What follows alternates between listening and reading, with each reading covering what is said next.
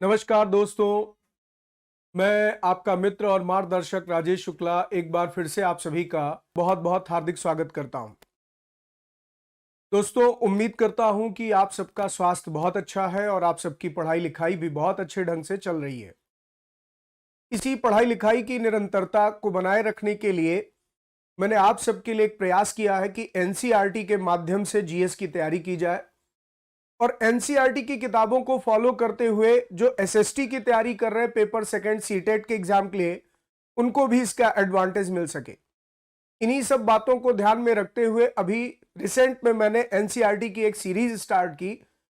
Social science में एक subject है आपका हिस्ट्री। तो जो बच्चे सीटेट की एग्जाम की तैयारी में लगे हुए थे उनके लिए भी एक खुशखबरी है कि सीटेट के एग्जाम का कैलेंडर आउट हो चुका है, सीटेट का एग्जाम नजदीक है। तो आज हम लोग दूसरा अध्याय शुरू करने जा रहे हैं, सेकेंड चैप्टर। एक बार नजर डालते हैं। इसका नाम है आखेट खाद्य संग्रह से भोजन उत्पादन तक, from hunting gathering to growing food. तो आखेट खाद्य संग्रह से भोजन उत्पादन तक, यह नाम क्यों है इस चैप्टर का? इससे आपको एक बात समझ में आ गई होगी कि चैप्टर सेकेंड शुरू होता है प्री हिस्टोरिक कल्चर से। यानी यहां से आप बच्चों अपना पाठ्यक्रम भी समझ सकते हैं कि आपका जो सिलेबस है हिस्ट्री पढ़ने का वो कैसे डिजाइन हुआ। पहला चैप्टर था कि हिस्ट्री को जानने के सोर्सेस क्या, इतिहास को जानने के साधन क्या। मैं ये नहीं कह रहा हूं कि एनसीईआरटी क्लास 6 पढ़ करके आपका वो चैप्टर कंप्लीट तैयार हो गया, लेकिन एक फंडामेंटल जानकारी आपको हो गई और साथ में आपको अपना पाठ्यक्रम समझ में आ गया होगा कि इतिहास पढ़ने के क्रम में जो हम प्राचीन भारत का इतिहास पढ़ते हैं, सबसे पहला अध्याय है अतीत को जानने के साधन, इतिहास को जानने के साधन, जो मुख्यतः दो प्रकार के हो सकते हैं, एक पुरातत्व और एक साहित्य। यानी एक तरफ आर्कियोलॉजिकल एविडेंसेस है और एक तरफ लिटरेचर।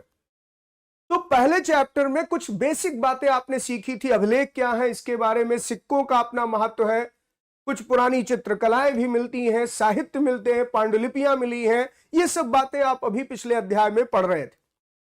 अब जो अगला अध्याय है इसको हम जीएस के पाठ्यक्रम में जब शामिल करते हैं तो पढ़ते हैं pre historic cultures of India, यानी भारत की प्राग ऐतिहासिक संस्कृतियां। शायद मैंने आपको यह बात बताई थी कि इतिहास को जानने के जो साधन है, हिस्ट्री के जो सोर्सेज हैं, इसके बेस पर हम पूरे इतिहास को तीन अलग अलग कालखंडों में बांट सकते हैं। इतिहास अध्ययन के लिए हम इसके तीन पार्ट कर सकते हैं, एक प्री हिस्ट्री, एक प्रोटो हिस्ट्री और एक हिस्टोरिक एज। तो प्री हिस्टोरिक एज यानी प्राग ऐतिहासिक काल मानव जीवन के इतिहास की वो कहानी है जिसमें मनुष्य बहुत सभ्य नहीं था। मानव जीवन सभ्य बनने की ओर अग्रसर था, सभ्य बनने के लिए प्रयास कर रहा था, यानी सिविलाइजेशन की तरफ वो बढ़ रहा था। तो उसके लाइफ की जो शुरुआत है, जो बिगनिंग है, इस पृथ्वी पर मानव के उद्भव से लेकर, उसके ओरिजिन से लेकर और सभ्यता के आने तक के जो बीच का दौर रहा, जहां वो लेखन कला से परिचित नहीं था, लिखना पढ़ना नहीं जानता था, खाना बदोश जीवन जीता था, हंटर्स था, फूड गैदरर था, उसी को कहा गया प्री हिस्टोरिक एज। तो इतिहास का वो कालखंड जिसकी जानकारी केवल पुरातात्विक स्रोतों से मिलती है, कोई लिखित विवरण उस कालखंड का नहीं है, कोई रिटन रिकॉर्ड्स नहीं है, केवल उनके द्वारा इस्तेमाल में लाई गई वस्तुओं से हम उनका इतिहास जानते हैं, यानी स्टोन टूल्स जो उन्होंने बनाए, उसी लाइफ को कहते हैं प्री हिस्टोरिक एज।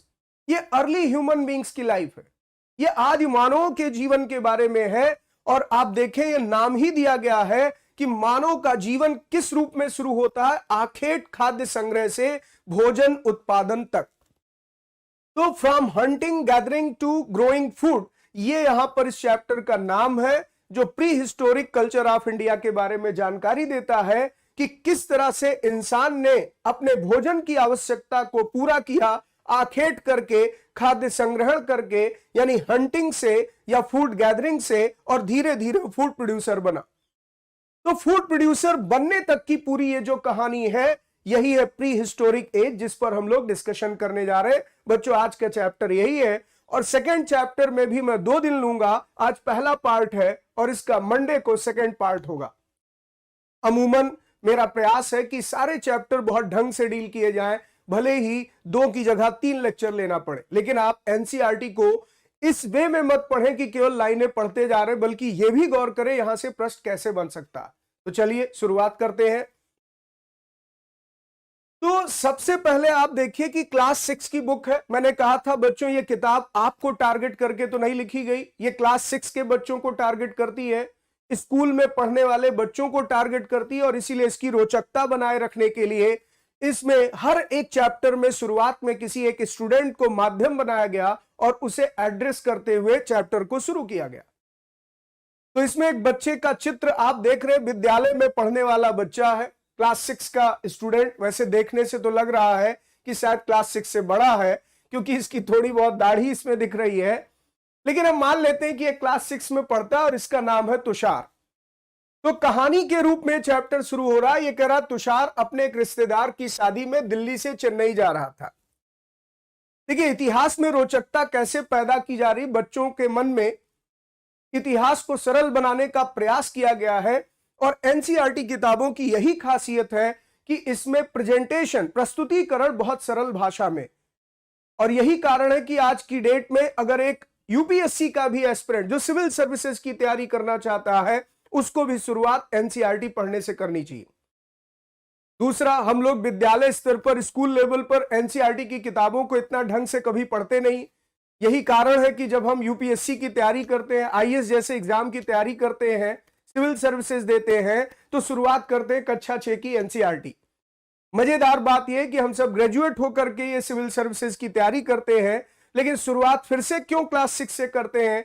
क्योंकि उस समय स्कूल के दौरान हमने सोशल साइंस सब्जेक्ट को उतना इंपॉर्टेंस भी नहीं दिया, और दूसरा इन किताबों का महत्व नहीं समझा। लेकिन ये कॉम्पिटिटिव एग्जाम की तैयारी में जीएस का सबसे बड़ा बेस है। तो तुषार अपने एक रिश्तेदार की शादी में दिल्ली से चेन्नई जा रहा था। रेल में उसे खिड़की वाली सीट मिल गई, जहां से वो बाहर का नजारा देखने में मग्न हो गया। तेज दौड़ती गाड़ी से उसने देखा कि पेड़ पौधे, घर, खेत, खलियान बड़ी तेजी से पीछे की ओर छूटते चले जा रहे थे। तभी उसके चाचा ने उसके कंधे पर हाथ रखकर कहा, पता है लोगों ने मात्र 150 साल पहले रेल से यात्रा करनी शुरू की। तो ये तो आप सब जानते ही हैं। यहां पर अगर हम गौर करें तो ये तो हम सब जानते ही हैं कि यहां उसके चाचा करें मात्र 150 साल पहले रेल से यात्रा करनी शुरू की थी। इसका मतलब भारत में रेलवे की शुरुआत कब हुई? तो आप सब जानते हैं 1853 में बंबई से थाने के बीच में पहली रेलगाड़ी चली थी। बंबई से थाने के बीच में पहली रेलगाड़ी चलाई गई थी, और उस समय ब्रिटिश शासन काल था और लॉर्ड डलहौजी साहब यहां के गवर्नर जनरल थे। तो लॉर्ड डलहौजी के समय 1853 में बंबई से थाने के बीच में पहली रेलगाड़ी चली। इसी पर एक सेंटेंस लिखा है कि उसके चाचा करे मात्र 150 साल पहले रेल से यात्रा करनी शुरू की थी। बस तो इसके कुछ दशक बाद आई, यानी कि बस देखिए, रेल पहले आई है और बस इसके बाद आई है। फिर तुषार सोचने लगा कि जब लोगों के पास आने जाने के लिए तेज रफ्तार वाली सवारियां नहीं थीं, तो क्या वे यात्रा नहीं करते थे? क्या वे अपनी सारी जिंदगी एक ही जगह पर बिता दिया करते थे? तो इसका जवाब है नहीं, ऐसी बात नहीं है। यात्राएं तब भी होती थीं और लोग एक स्थान से दूसरे स्थान तब भी जाते थे। तो यही जो स्टोरी की शुरुआत है, बच्चे को कहानी के प्रति एक रुचि पैदा की जा सके, इसलिए इस तरह से इसकी शुरुआत की गई है। लेकिन अब ये बताने जा रहा है कि पुराने जमाने में लोग यात्रा कैसे करते थे और क्यों करते थे, दोनों बातों का जवाब। तो ये अध्याय प्री हिस्टोरिक एज के बारे में फोकस करता है, और इसीलिए देखिए टॉपिक में पहले क्या लिखा, आरंभिक मानव। आरंभिक मानव यानी कि यहां पर अर्ली मैन की हिस्ट्री की बात होने जा रही। तो आरंभिक मानव आखिर इधर से उधर क्यों घूमते रहते थे, एक स्थान से दूसरे स्थान जाने की इनकी क्या वजह थी? भाई ऐसा तो था नहीं कि आरंभिक मानव इसलिए एक जगह से दूसरे जगह गए कि आपकी तरह एसएससी के एग्जाम का सेंटर कहीं और पड़ गया, या आपकी तरह जो है सीटेट का पेपर किसी दूसरे जिले में पड़ गया है, आपका सेंटर वहां है तो जाना ही पड़ेगा परीक्षा देने। ना कोई एग्जाम होते थे, ना कोई वैकेंसी निकलती थी, ना यूपीएससी का फॉर्म, ना एसएससी का फॉर्म। जिंदगी बड़े चैन में कट रही थी, सिर्फ जंगली जानवरों का शिकार किया, भूख लगी तो शिकार करके अपना पेट भरा और सोने के लिए गुफाओं में अपना आश्रय बना लिया। शेल्टर होते थे केव्स में, पहाड़ियों में। प्यास लगी तो जाकर झील से, तालाब से, नदियों से पानी ले लिया और इस तरह से बहुत प्रकृति के बीच में रहते हुए जीवन यापन था। कोई टेंशन नहीं, ना स्कूल, ना कॉलेज, ना विश्वविद्यालय, बस आराम से केवल यहां पर एक स्थान से दूसरे स्थान भोजन की तलाश में भटकते रहना। तो ये आदि मानव का वो दौर था जो हम कहने के लिए तो कह सकते हैं बहुत आसान था, लेकिन कितनी विषम परिस्थितियां थी जीवन जीने में, वो आप इस कहानी से समझ सकते हैं। तो हम उन लोगों के बारे में जानते हैं जो इस उपमहाद्वीप में 20 लाख साल पहले रहा करते थे। मैंने आपसे कहा था कि मानव के उद्भव की कहानी आज से लाखों साल पहले शुरू होती। ये जो यहां पर लाइन आप देख रहे हैं लिखी है, इस उपमहाद्वीप का जिक्र हम लोग पहले ही कर चुके हैं। ऐसी मान्यता है कि धरती पर मानव का उद्भव सबसे पहले अफ्रीका महाद्वीप में हुआ, अफ्रीकन कॉन्टिनेंट में हुआ। आज से लगभग 2.5 मिलियन ईयर्स एगो, यानी 25 लाख साल पहले, 30 लाख साल पहले शायद मानव का जन्म हुआ अफ्रीका महाद्वीप। अब मानव कैसे आया, मानव जीवन शुरू कैसे हुआ, यह विज्ञान का विषय, यह हमारा विषय नहीं। हम बायोलॉजी नहीं पढ़ रहे हैं, हम बस ये पढ़ रहे हैं कि मानव की उत्पत्ति हो गई, ह्यूमन का ओरिजिन हो गया, उसने रहना शुरू किया, तो उसके जीवन की यात्रा कैसे आगे बढ़ी।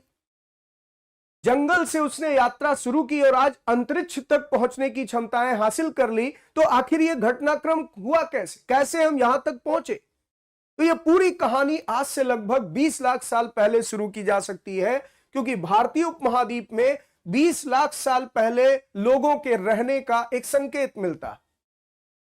ये लोग हैं, इनको हम आज की तारीख में आखेटक खाद्य संग्राहक के नाम से जानते हैं।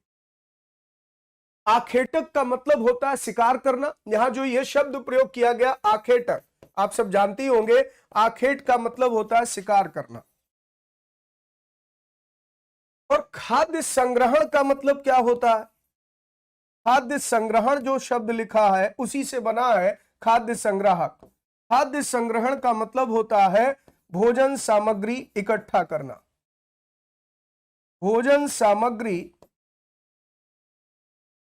जमा करना, इधर उधर भटक करके, ढूंढ करके भोजन सामग्री, खाने पीने की चीजों को जमा करना। तो जो आरंभिक मानव का जीवन था वो आखेटक खाद्य संग्राहक के रूप में था, यानी हंटिंग एंड फूड गैदरिंग। वो हंटर्स एंड फूड गैदरर थे। भोजन का इंतजाम करने की विधि के आधार पर उन्हें इस नाम से पुकारा जाता है। देखिए, मनुष्य जब इस धरती पर आया तो जैसा तब था वैसा आज नहीं। आज हम लोग विकास की यात्रा में बहुत आगे बढ़ चुके हैं। और इतना ही नहीं, मनुष्य के शारीरिक संरचना में भी बहुत बदलाव आया। मनुष्य के शारीरिक विकास क्रम में भी कई चीजें नई जुड़ी हैं। जैसे आप जानते होंगे कि हमारे शरीर में आज भी एक ऑर्गन है, ह्यूमन ऑर्गन, अपेंडिक्स, बड़ी आंत। मनुष्य के जीवन की शुरुआत जब होती है तो अपेंडिक्स उसके भोजन को पचाने का एक माध्यम था, डाइजेशन सिस्टम का वो भी एक हिस्सा था। लेकिन आज हमारे डाइजेस्टिव सिस्टम में अपेंडिक्स का रोल समाप्त हो चुका। क्यों? क्योंकि आज हमारे फूड सप्लीमेंट्स बदल चुके हैं। हम इनरिच्ड फूड खाते हैं, पकाया हुआ भोजन खाते हैं। पहले कच्चा मांस लोग खाते थे, रॉ मटेरियल्स ज्यादा खाते थे, खाद्य पदार्थों के रूप में कंद मूल फल वनस्पतियां तक खाते थे। तो पेड़ पौधों से जो पत्तियां खाई जाती थी उसे पचाने में उस बड़ी आंत की भूमिका थी, लेकिन अब नहीं। तो ये कह रहे हैं कि भोजन का इंतजाम करना पड़ता था। यानी समझिए कि मानव की कितनी भी संरचना में परिवर्तन आया हो, जीवन शैली में कितना भी परिवर्तन आया हो, लेकिन एक चीज कॉमन है जो तब भी थी, आज भी और आने वाले समय में भी होगी, और वो है भूख लगना। जब इस धरती पर इंसान था, इंसान ही नहीं कोई भी जीवित प्राणी है, तो उसे भूख लगेगी, भोजन चाहिए ही चाहिए, वो चाहे पशु हो चाहे मनुष्य हो। तो जब हमें भूख लगती है हम भोजन का इंतजाम करेंगे। आज आपको भूख लगती है, आप भोजन सामग्री जुटाकर उसके लिए खाद्य पदार्थों का भंडारण कर उसे बनाते पकाते, घर में रखे अनाज से अपना भोजन तैयार करके अपना जीवन यापन करते हैं। तो पहले ऐसी व्यवस्था तो नहीं थी, वो फूड प्रोड्यूसर तो नहीं थे, लेकिन तब भी भोजन तो चाहिए, खाना तब भी चाहिए, खाना आज भी चाहिए। हम कितनी भी विकास क्रम में आगे बढ़ जाएं, हम चंद्रमा पे पहुंच जाएं, हम इंटरनेट के जमाने में आ जाएं, लेकिन भूख लगेगी तो आप कीबोर्ड नहीं चबा लेंगे, खाएंगे आप गेहूं चावल ही, अनाज ही खाएंगे। और इसके लिए आपको या तो अनाज पैदा करना है, और या अगर जब इंसान अनाज नहीं पैदा कर रहा था तब भी भोजन चाहिए, तो वो प्रकृति के सहारे जीवन यापन करता था। यानी कि कंदमूल फल इकट्ठा करेगा, या फिर जंगल में जो पेड़ पौधों से खाने योग्य फल मिल जाएंगे, या रूट फ्रूट्स मिल जाएंगे, या फिर जंगली जानवरों को मारकर नॉन वेज से अपना गुजारा करेगा, यानी जानवरों का शिकार करके मांस का भक्षण करेगा और जीवन यापन करेगा। तो भोजन का इंतजाम ही कुछ ऐसा करते थे जिसके कारण इन्हें आखेटक खाद्य संग्राहक का नाम दिया। यह नामकरण कैसे हुआ है? भोजन का इंतजाम करने की विधि के आधार पर। आमतौर पर खाने के लिए वे जंगली जानवरों का शिकार करते थे, मछलियां और चिड़िया पकड़ते थे, फल मूल दाने पौधे पत्तियां अंडे इकट्ठा किया करते थे और इस तरह से अपने भोजन की आवश्यकताओं की पूर्ति करते थे। तो देखिए यहां पर यह स्पष्ट किया गया है कि क्यों आरंभिक मानवों को आखेटक खाद्य संग्राहक कहा गया। इसका जवाब इस लाइन में। यहां पर बच्चों कथन कारण का प्रश्न भी बन सकता कि आरंभिक मानवों का या पुरा पाषाणकालीन मानवों को आखेटक खाद्य संग्राहक के नाम से जाना जाता है। कथन हो गया और कारण हो गया, वे भोजन का इंतजाम इस रूप में करते थे। तो कथन कारण के रूप में यह स्टेटमेंट सही हो जाएगा। अब एक और मजेदार बात है जो आप इसी के अंतर्गत पढ़ेंगे।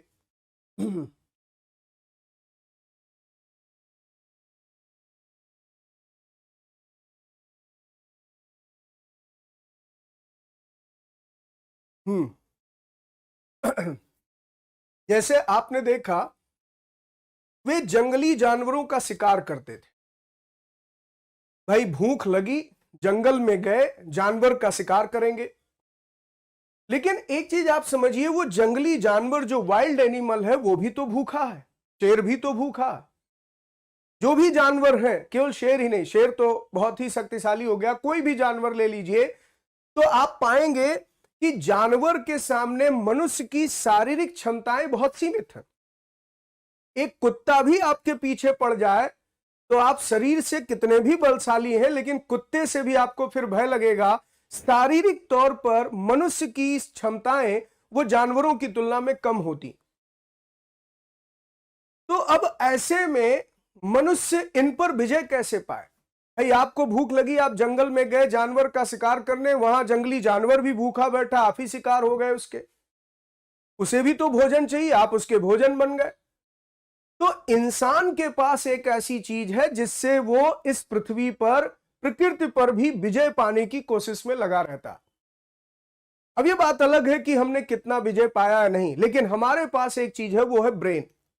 हमने अपने दिमाग का इस्तेमाल किया और प्रकृति से प्राप्त संसाधनों से हमने पशुओं से लड़ने के कुछ औजार बनाए। तो ये मत सोचिए कि ये शिकार करने जाते थे तो राइफल लेकर गए, AK-47 लेकर जा रहे शिकार करने, ये वो दौर नहीं है। तो कैसे शिकार करेंगे, जानवर से लड़ेंगे कैसे? तो प्रकृति ने कुछ ऐसी चीजें दी हैं जिससे इंसान इन पशुओं से लड़ सकता। और जो उन्होंने किया था वो आज भी आप में प्रवृत्ति मौजूद है। आप गली में जा रहे हैं, कहीं सड़क पर जा रहे हैं, पीछे कोई कुत्ता आपके पड़ गया और लगेगा कि आपको बहुत भौंक रहा है, काट खाएगा, तो आपके हाथ में कुछ भी नहीं, आप देख रहे हैं कुत्ता हमें काट सकता है, तो आप आसपास सबसे पहले ढूंढने लगते, कोई पत्थर मिल जाए, ईंट मिल जाए, उठा लेते। तो जो पत्थर ईंट पड़े होते हैं वो आपके लिए वहां पर वेपन का काम करते हैं और उसी से आप सक्षम हो जाते हैं उस पशु से लड़ने में। बिल्कुल यही कहानी यहां है। ये जानवर का शिकार करने के लिए पत्थर को तराश करके औजार बनाने की कला सीखे, और यही कारण है कि यहां से पाषाण काल का इतिहास शुरू होगा। यानी आप जो इतिहास पढ़ने जा रहे हैं इसी को पाषाण युग की संज्ञा दी गई, स्टोन एज कहा गया। अब जरा इस चीज का हम जवाब ले लें कि आखिर ये क्यों एक स्थान से दूसरे स्थान पर घूमते थे। तो आपने अब तक ये जाना कि यहां पर इस कॉन्टिनेंट सब कॉन्टिनेंट में लगभग 2 मिलियन ईयर्स एगो लोगों ने रहना शुरू किया, ठीक है। और इसके साथ साथ ये कह रहे हैं ये लोग जो थे ये हंटर और फूड गैदरर कहलाए, और ये नाम इनको इसलिए दिया गया है क्योंकि ये वाइल्ड एनिमल को हंटेड करते थे और इसके अलावा भोजन जुटाने के लिए इस तरह से प्रोसेस में इन्वॉल्व थे, इसीलिए इनको हंटर फूड गैदरर कहा गया। तो आखेटक खाद्य संग्राहक समुदाय के लोग एक जगह से दूसरी जगह पर घूमते रहते थे। ऐसा करने के कई कारण थे। अब अगला प्रश्न है कि आखेटक खाद्य संग्राहक समुदाय के लोग यानी आरंभिक मानव, आदि मानव एक स्थान से दूसरे स्थान क्यों घूमा करते थे? Why they moved from place to place. इसका रीजन इसमें बताया गया है कि इसके कई कारण। तो यहां से भी बच्चों प्रश्न आ सकता है और इसमें सीधे सीधे आपको कारण देकर पूछेंगे कौन सा कारण सही या गलत है।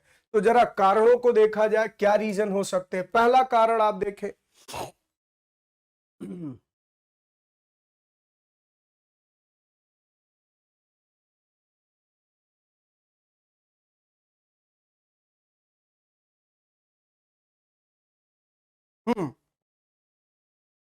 तो पहला कारण यह है कि अगर वे एक ही जगह पर ज्यादा दिनों तक रहते तो आसपास के पौधों, फलों और जानवरों को खाकर समाप्त कर देते। इंसान जब एक जगह पर स्थायी तौर पर निवास करेगा तो वहां के संसाधनों का भक्षण करेगा, संसाधनों का उपयोग करेगा और संसाधन धीरे धीरे समाप्त होंगे।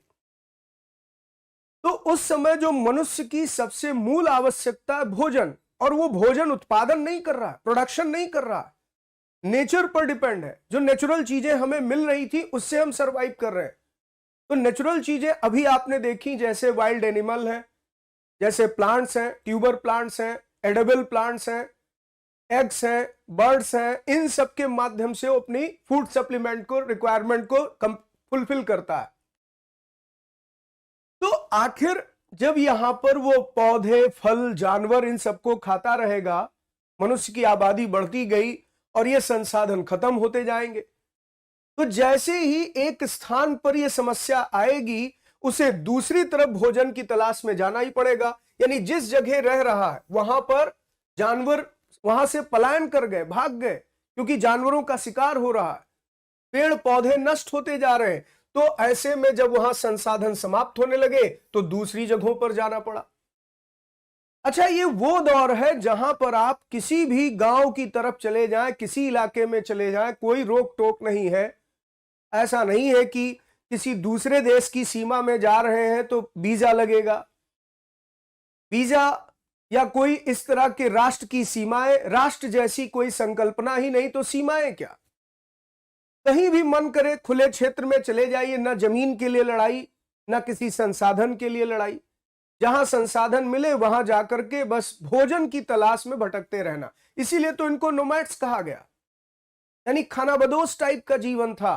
तो ऐसे में ये एक स्थान से दूसरे स्थान पर भोजन की तलाश में भटकते रहते थे। एक जगह भोजन समाप्त हुआ तो दूसरी जगह जाएंगे। तो पहला रीजन ये बताया गया है, फर्स्ट रीजन ये था कि अगर वो लॉन्ग टर्म के लिए एक प्लेस पर स्टे करते हैं तो ऐसे में जो वहां ईटन यानी जो अवेलेबिलिटी है रिसोर्सेस की, जिसे वो खा रहे हैं, वो खत्म होते जाएंगे। वो रिसोर्सेस कहीं ना कहीं जो है वो एक तरीके से लिमिटेड है, और जब खत्म होते जाएंगे तो उन्हें इनके सर्च में एल्सवेयर यानी कहीं और जाना पड़ेगा। इसलिए एक कारण तो ये था। दूसरा देखिए, अब दूसरा कारण बताया गया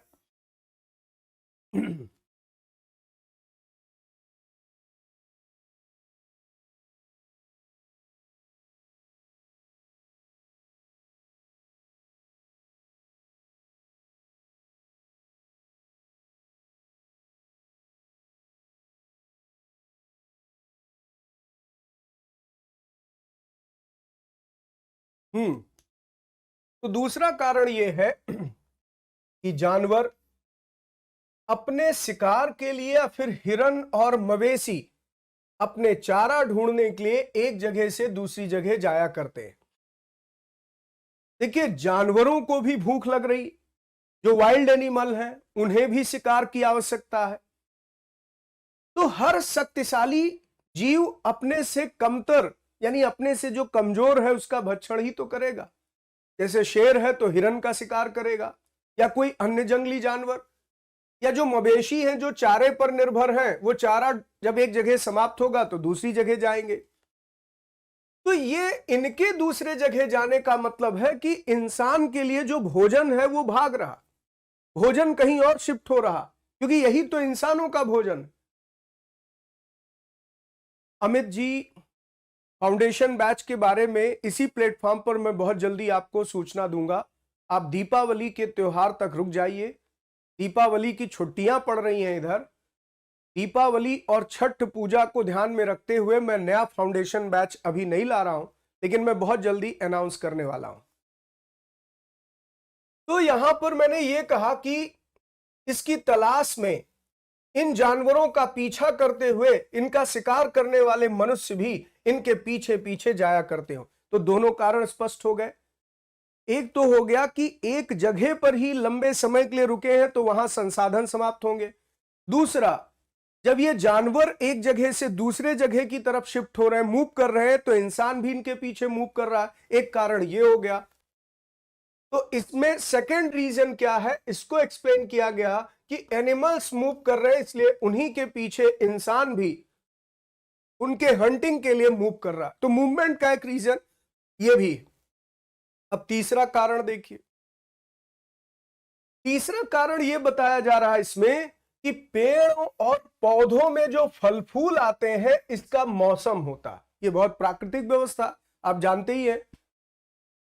सीजन के हिसाब से पौधों में पेड़ों में फल फूल लगते हैं, और जब यहां पर उपयुक्त मौसम आएगा तभी इस तरह के फल फूल प्राप्त होंगे। तो अगर किसी क्षेत्र विशेष में वनस्पतियां जो वहां की प्राकृतिक थी, पेड़ पौधे थे, उसमें फल फूल आने का भी समय नहीं है तो वो कहीं और है, लेकिन जैसे ही सीजन में फल फूल आ गए, जैसे मैं एक उदाहरण दूं, आप जानते ही हैं कि आम की बगिया होती है, गांव में आज भी बड़े बड़े बगीचे लगे हैं।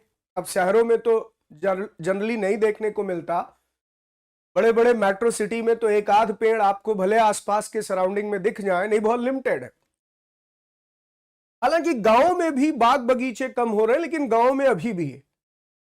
तो आप देखते हैं कि बड़े बड़े जो बगीचे होते हैं उसमें आम की बौर आती है एक सीजन के बाद, फिर आम पकना शुरू होता है। और ये सब गांव की एक ऐसी व्यवस्था थी कि आम लोग भी, आम जनजीवन, गांव के लोग भी वो वहां पर जा करके आराम से आम तोड़ करके खाते हैं। पूरे गांव के लिए वो बगीचा सर्वमान्य होता। तो ये सब व्यवस्थाएं गांव में आज भी देखने को मिलती हैं। सीमित हो गया वो बात अलग है, बगीचे पर भी लोगों का अधिकार होता है, तो वो चाहते हैं कि भाई उसका व्यावसायिक रूप से लाभ लिया जाए। हाँ बिल्कुल, बहुत जगह ऐसा है। तो मैं वही कह रहा हूं कि आम 12 मासी नहीं, ऐसा नहीं पूरे साल भर आम के पेड़ में आम लगे हैं, उसका एक पर्टिकुलर सीजन होता। आम ही नहीं, कोई भी उदाहरण आप ले सकते हैं। जैसे आप देखते हैं कि केला है तो वो भी एक पर्टिकुलर टाइम पर ही पकता है। अब ये बात अलग है कि आजकल ज्ञान विज्ञान के मदद से बहुत सारी चीजें वो विकसित होती जा रही। जैसे आप देखते हैं कि जेनेटिकल इंजीनियरिंग का प्रयोग करके, जेनेटिक इंजीनियरिंग के माध्यम से कुछ ऐसी भी फसलें तैयार हो गई हैं जो 12 मासी कर सकते हैं। लेकिन एक सामान्य, मैं उस प्राकृतिक व्यवस्था की बात कर रहा हूं जब इंसान ज्ञान विज्ञान से अभी उतना परिचित नहीं था। तो इस कारण से मौसम के अनुसार उसे फल मिलते थे और उसी हिसाब से वो एक जगह स्टे करता था। तो जब उपयुक्त मौसम आ गया तो वो वहां पर आकर के पेड़ पौधों से फल प्राप्त करता था, और इसलिए भी वो एक इलाके से दूसरे इलाके में घूमता रहता था। एक कारण यह भी था। तो इसे भी यहां डिस्क्राइब किया गया थर्ड रीजन के रूप में कि बहुत सारे प्लांट्स और ट्री में जो फ्रूट्स आते हैं उसका अपना एक डिफरेंट सीजन होता। तो जो सीजनल फ्रूट्स हैं उसे पाने के लिए यहां पर लोग एक जगह से दूसरी जगह मूव किया करते थे। फिर चौथा कारण देखिए, यानी एक स्थान से दूसरे स्थान भ्रमण करने का, जाने का, ट्रेवलिंग का, मूवमेंट का रीजन बताया जा रहा है। 3 रीजन एक्सप्लेन किए गए, चौथा रीजन एक्सप्लेन कर रहा है। ये कह रहा है पानी के बिना किसी भी प्राणी या पेड़ पौधों का जीवित रहना संभव नहीं, और पानी झीलों में, झरनों में, नदियों में ही मिलता। उस समय तो कोई वाटर सप्लाई सिस्टम था नहीं कि हमने गंगा नदी के पानी को स्टोर किया किसी जो है वाटर ट्रीटमेंट प्लांट पर, और उस पानी को ट्रीट करके हमने शहरों में पानी सप्लाई कर दिया। नेचुरली ही इन्हें ये सोर्सेज मिलते पानी के लिए, लेक्स हैं या फिर वाटरफॉल्स हैं या रिवर्स हैं। तो इस तरीके से यहां पर हम कह सकते हैं कि जो पानी के स्रोत थे उसमें कुछ सीजनल रिवर्स भी थी, यानी यद्यप कई नदियों और झीलों का पानी कभी नहीं सूखता, लेकिन कुछ झीलों और नदियों में पानी बारिश के बाद ही मिल पाता। यानी कुछ तो पेरेनियल रिवर है, सदा नीरा, जैसे गंगा में पूरे साल भर पानी है, ब्रह्मपुत्रा में पूरे साल भर पानी है, लेकिन ऐसी भी बहुत सारी छोटी छोटी नदियां हैं, झील हैं, जो गर्मी के दिनों में सूख जाती हैं। अब तो नदियों के लिए और भी संकट देखा जा रहा है, गंगा तक में पानी का स्तर बहुत कम हो जाता है गर्मी के सीजन में। तो ये कह रहा है कि बहुत सारे ऐसे नदी सरिताएं हैं, छोटी छोटी धाराएं हैं, जिनमें बारिश के बाद ही पानी उपलब्ध रहता है, और इसीलिए जो ऐसी झीलों और नदियों के किनारे बसे लोग थे वे सूखे मौसम में पानी की तलाश में अलग चले जाते थे।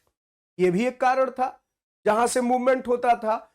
तो कुल मिलाकर के भोजन की तलाश में, पानी की तलाश में, ये सब मूवमेंट के मेन रीजन थे। मुख्यतः आप देखिए भोजन पानी का ही इंतजाम, यानी इंसान की जिंदगी में कोई और अन्य कारण नहीं है कि रोजगार की तलाश में जा रहे हैं। जैसे आज हम लोग रोजगार की तलाश में भी मूवमेंट करते हैं, जहां हमें एम्प्लॉयमेंट दिखता है, जहां हम एम्प्लॉयमेंट के लिए सक्षम हैं, वहां उस क्षेत्र में हम मूव कर जाते हैं। आप अपना घर बार छोड़ करके कहीं और होंगे। तो इस तरीके से हम कह सकते हैं कि भोजन और पानी की तलाश में इंसान एक स्थान से दूसरे स्थान पर यात्रा किया करता था, भ्रमण किया करता था। अब सवाल ये उठता है कि ये जो आरंभिक मानव है, इनके बारे में जानकारी कैसे मिली? हमें कैसे पता कि ये इन कारणों से एक जगह से दूसरे जगह मूव कर रहे हैं, और इनके मूवमेंट के क्या आधार थे? कैसे एक जगह से दूसरे जगह ट्रैवलिंग करते थे? यात्राएं कैसे होती थी? तो इस संदर्भ में कहता है कि हम इन लोगों के बारे में कैसे जानते हैं, आइए देखें सोर्सेस क्या, क्योंकि इतिहास बिना स्रोत के तो जाना ही नहीं जा सकता। ये तो आज के लाखों साल पहले की कहानी आप पढ़ रहे हैं, तो लाखों साल पहले की वो कहानी जिसका कोई लिखित विवरण भी नहीं, जिसका कोई रिटन रिकॉर्ड भी नहीं है, तो लिटरेरी सोर्स तो है नहीं, फिर आखिर इनके बारे में हमें कैसे पता चला? तो ये यहां पर स्पष्ट करता, ये बताता है पुरातत्वविदों को कुछ ऐसी वस्तुएं मिली हैं जिनका निर्माण और उपयोग आखेटक खाद्य संग्राहक किया करते थे। यह संभव है कि लोगों ने अपने काम के लिए पत्थरों, लकड़ियों और हड्डियों के औजार बनाए। तो क्या मिला है? इसका एक जवाब मिला, पाषाण उपकरण। पाषाण उपकरण मिले हैं, जैसे मैंने कहा पत्थर के औजार, पत्थर के औजार मिले, स्टोन टूल्स, स्टोन टूल्स मिले, स्टोन से बनाए गए वेपन्स मिले, हड्डियों से बनाए गए वेपन्स मिले, और ये पत्थर के औजार आज भी बचे। क्योंकि देखिए जिसने बनाया उसकी मृत्यु हो गई, वो नष्ट प्राय है, वो समाप्त हो जाएगा। हमने मानव जीवन के रूप में जीवन पाया है, तो स्वाभाविक है कि हम सबकी एक आयु काल है। एक समय ऐसा आएगा जब हमारा अस्तित्व नहीं होगा। लेकिन ये जो पत्थर की इमारतें हैं, पत्थर की बनी संरचनाएं हैं, वो सदियों तक विराजमान रहती। लाल किला आज के 500 साल पहले बना होगा, शाहजहां के समय बना, लेकिन आज भी लाल किला आपके सामने मौजूद है। ताजमहल शाहजहां के सामने बना, लेकिन आज भी आपके सामने मौजूद है। ऐसी कई इमारतें हैं जो आज से सैकड़ों साल पहले बनी। अशोक ने पत्थर पर जो अभिलेख लिखवाए वो कई सैकड़ों साल पहले लिखे गए, लेकिन आज भी हमारे सामने मौजूद है। तो जो यहां पर नष्ट न होने वाली भौतिक सामग्रियां हैं, अगर पत्थर की कोई संरचना है तो स्वाभाविक है वो हजारों लाखों साल तक बची रह सकती। तो लाखों साल पहले जो ये आखेटक और खाद्य संग्राहक थे, आरंभिक मानव, इन्होंने जो पत्थर के हड्डियों के औजार बनाए वो आज भी बचे, क्योंकि पत्थर नष्ट प्राय नहीं है। इंसान का जीवन समाप्त हो सकता है, पत्थर नहीं। तो यहां पर इस तरीके से, इसी कारण से इन औजारों से इनका इतिहास हमें पता चलता है। इन पत्थर के औजारों की प्राप्ति पुरातत्वविदों ने की, आर्कियोलॉजिस्ट ने की। जो आप कल पढ़ चुके हैं कि आर्कियोलॉजिस्ट कहते किसे हैं, तो उन्होंने जो पत्थर के औजार खोज निकाले, उसी से हमें इनका इतिहास पता चला।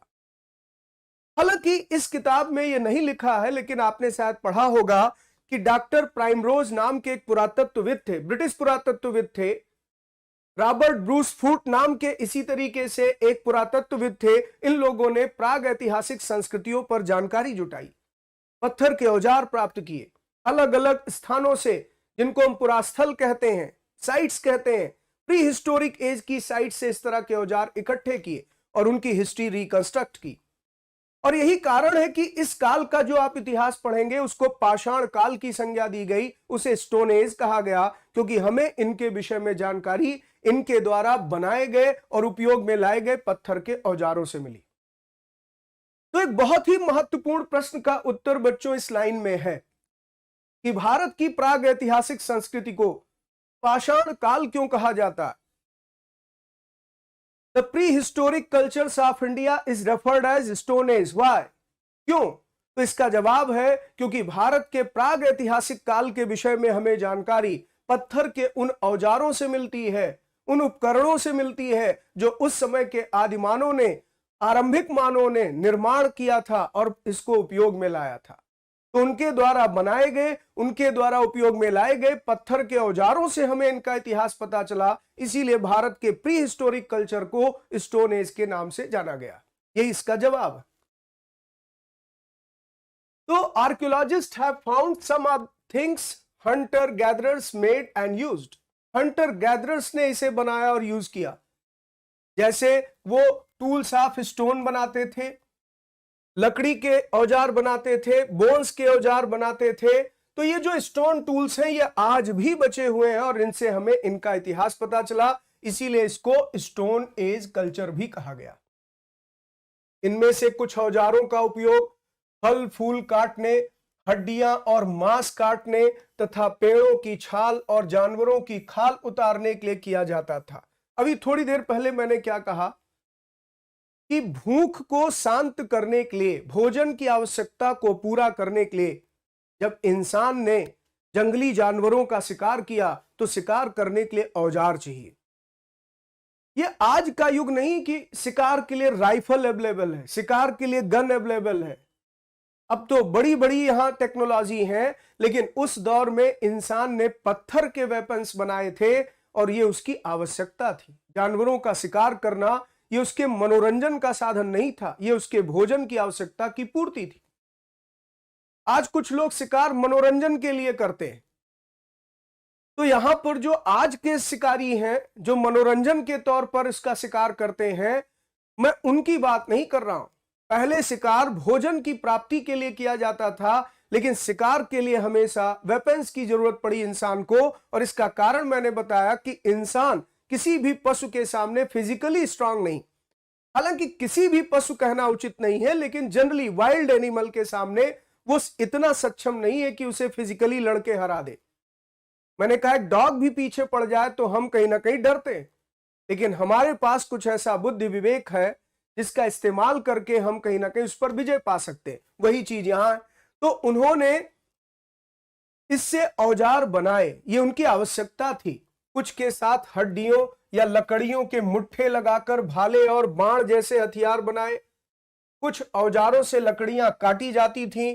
लकड़ियों का उपयोग ईंधन के साथ साथ झोपड़ियां और औजार बनाने के लिए भी किया जाता था। तो यहां पर आप नोटिस करें कि लकड़ियों की जरूरत पड़ रही थी। पेड़ कैसे काटे जाएं? मजबूत पेड़ थे, जैसे आज तो हम लोहे के कुल्हाड़ी का इस्तेमाल करते, लेकिन तब लोहे से तो परिचित थे नहीं, आयरन के बारे में तो जानते नहीं थे। आयरन अवेलेबल रहा होगा क्योंकि आयरन नेचुरली मिला, जमीन के नीचे से मिला, लेकिन उस समय इनको यह नहीं पता है कि जमीन के नीचे कोई ऐसी धातु है। तो पेड़ पौधों को कैसे काटेंगे? उसके लिए इन्हें यहां पर कोई टूल्स चाहिए, तो इन्होंने हड्डियों से या पत्थरों से ऐसे कुछ औजार बनाए जिससे पेड़ पौधे काटने में भी मदद मिले। फिर इसके साथ साथ रहने के लिए, आवास के लिए झोपड़ियां बनाई, उसमें भी इन सब की जरूरत पड़ती थी। तो इन कारणों से इन्होंने ये औजार बनाए। जैसे आप देखें यहां पर ये पत्थर का एक औजार है जिसका ये नुकीला भाग निकला हुआ, और इस नुकीले भाग से आप देख रहे हैं कि ये जमीन खोद रहा, यानी कोई जड़ है जिसे निकालने की कोशिश कर रहा है, और ये शायद जड़ ऐसी होगी जिसे खाया जा सके। जैसे आज भी बहुत सारे ऐसे भी सब्जियां और फल होते हैं जो जमीन के नीचे से भी हमें मिलते हैं।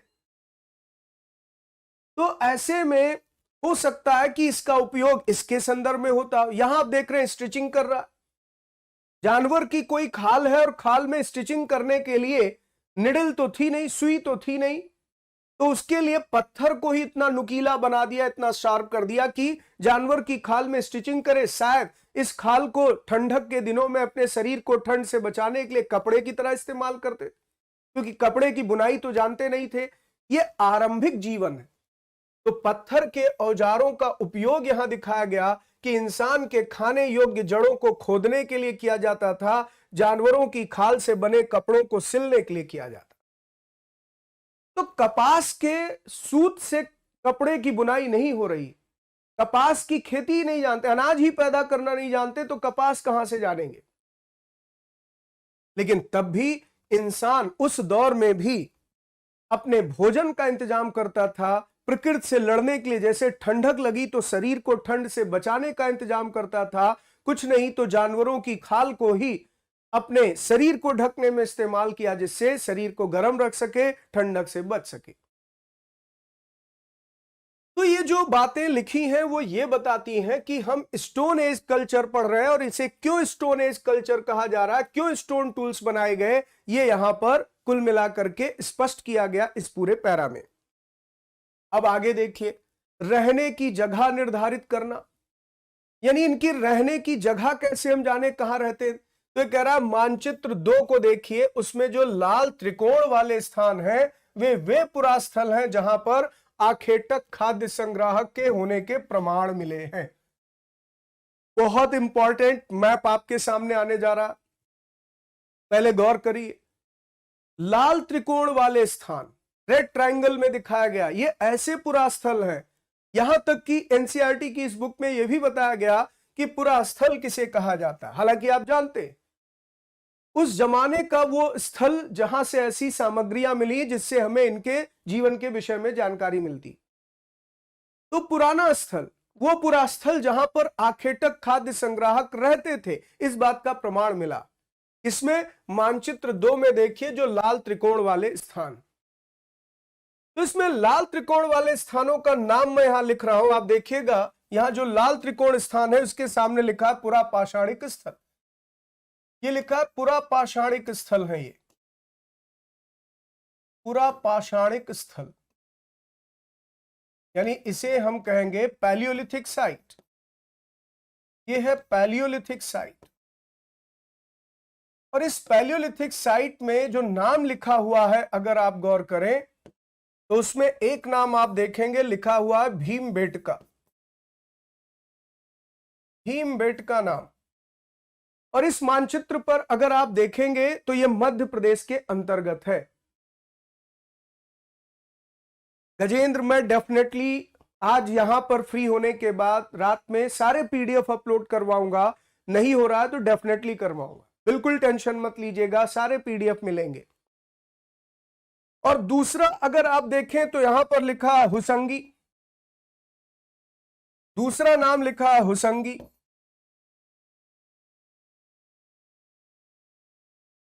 तो ये दो पुरास्थलों के नाम यहां पर आप देख सकते हैं, हुसंगी और भीमबेटका। ये रेड कलर में दिखाया जा रहा है और इसको पुरा पाषाणिक स्थल कहा गया है। पुरा पाषाण किसे कह रहे हैं ये मैं आपको आगे बता दूंगा। तो यहां पर तीसरा नाम भी आप देख सकते हैं, लिखा है कुरनूल गुफाएं। तीसरा नाम इसमें कुरनूल गुफाएं भी दिया गया, कुरनूल गुफाएं। तो आप मानचित्र में देख सकते हैं कि कुछ कर्नाटका में, जैसे हुसंगी कर्नाटका में है, भीमबेटका मध्य प्रदेश में है, कुरनूल या आंध्र प्रदेश की तरफ दिख रहा है। यानी अलग अलग जगहों से ये पूरा पाषाणिक स्थल मिले हैं। इसको थोड़ा सा मैंने और इसीलिए बड़ा कर दिया है कि आप इसको और ढंग से देख सके मानचित्र को। ये रहा भीमबेटका।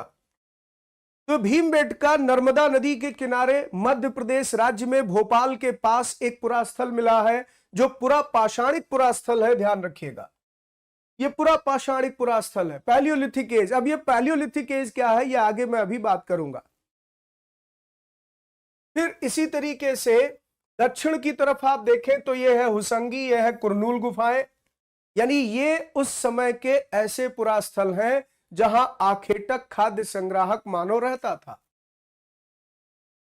तो choosing a place to live ये कैसे डिसाइड हुआ? तो यहां मानचित्र पर इस तरह के पुरास्थल मिले हैं जहां से प्रमाण मिलता है कि ये लोग इन जगहों पर रहते थे। तो एक नाम ये ध्यान रखिएगा भीमबेटका, एक नाम ये हुसंगी कर्नाटका में, और एक कुरनूल केव्स ये है यहां पर आंध्र प्रदेश।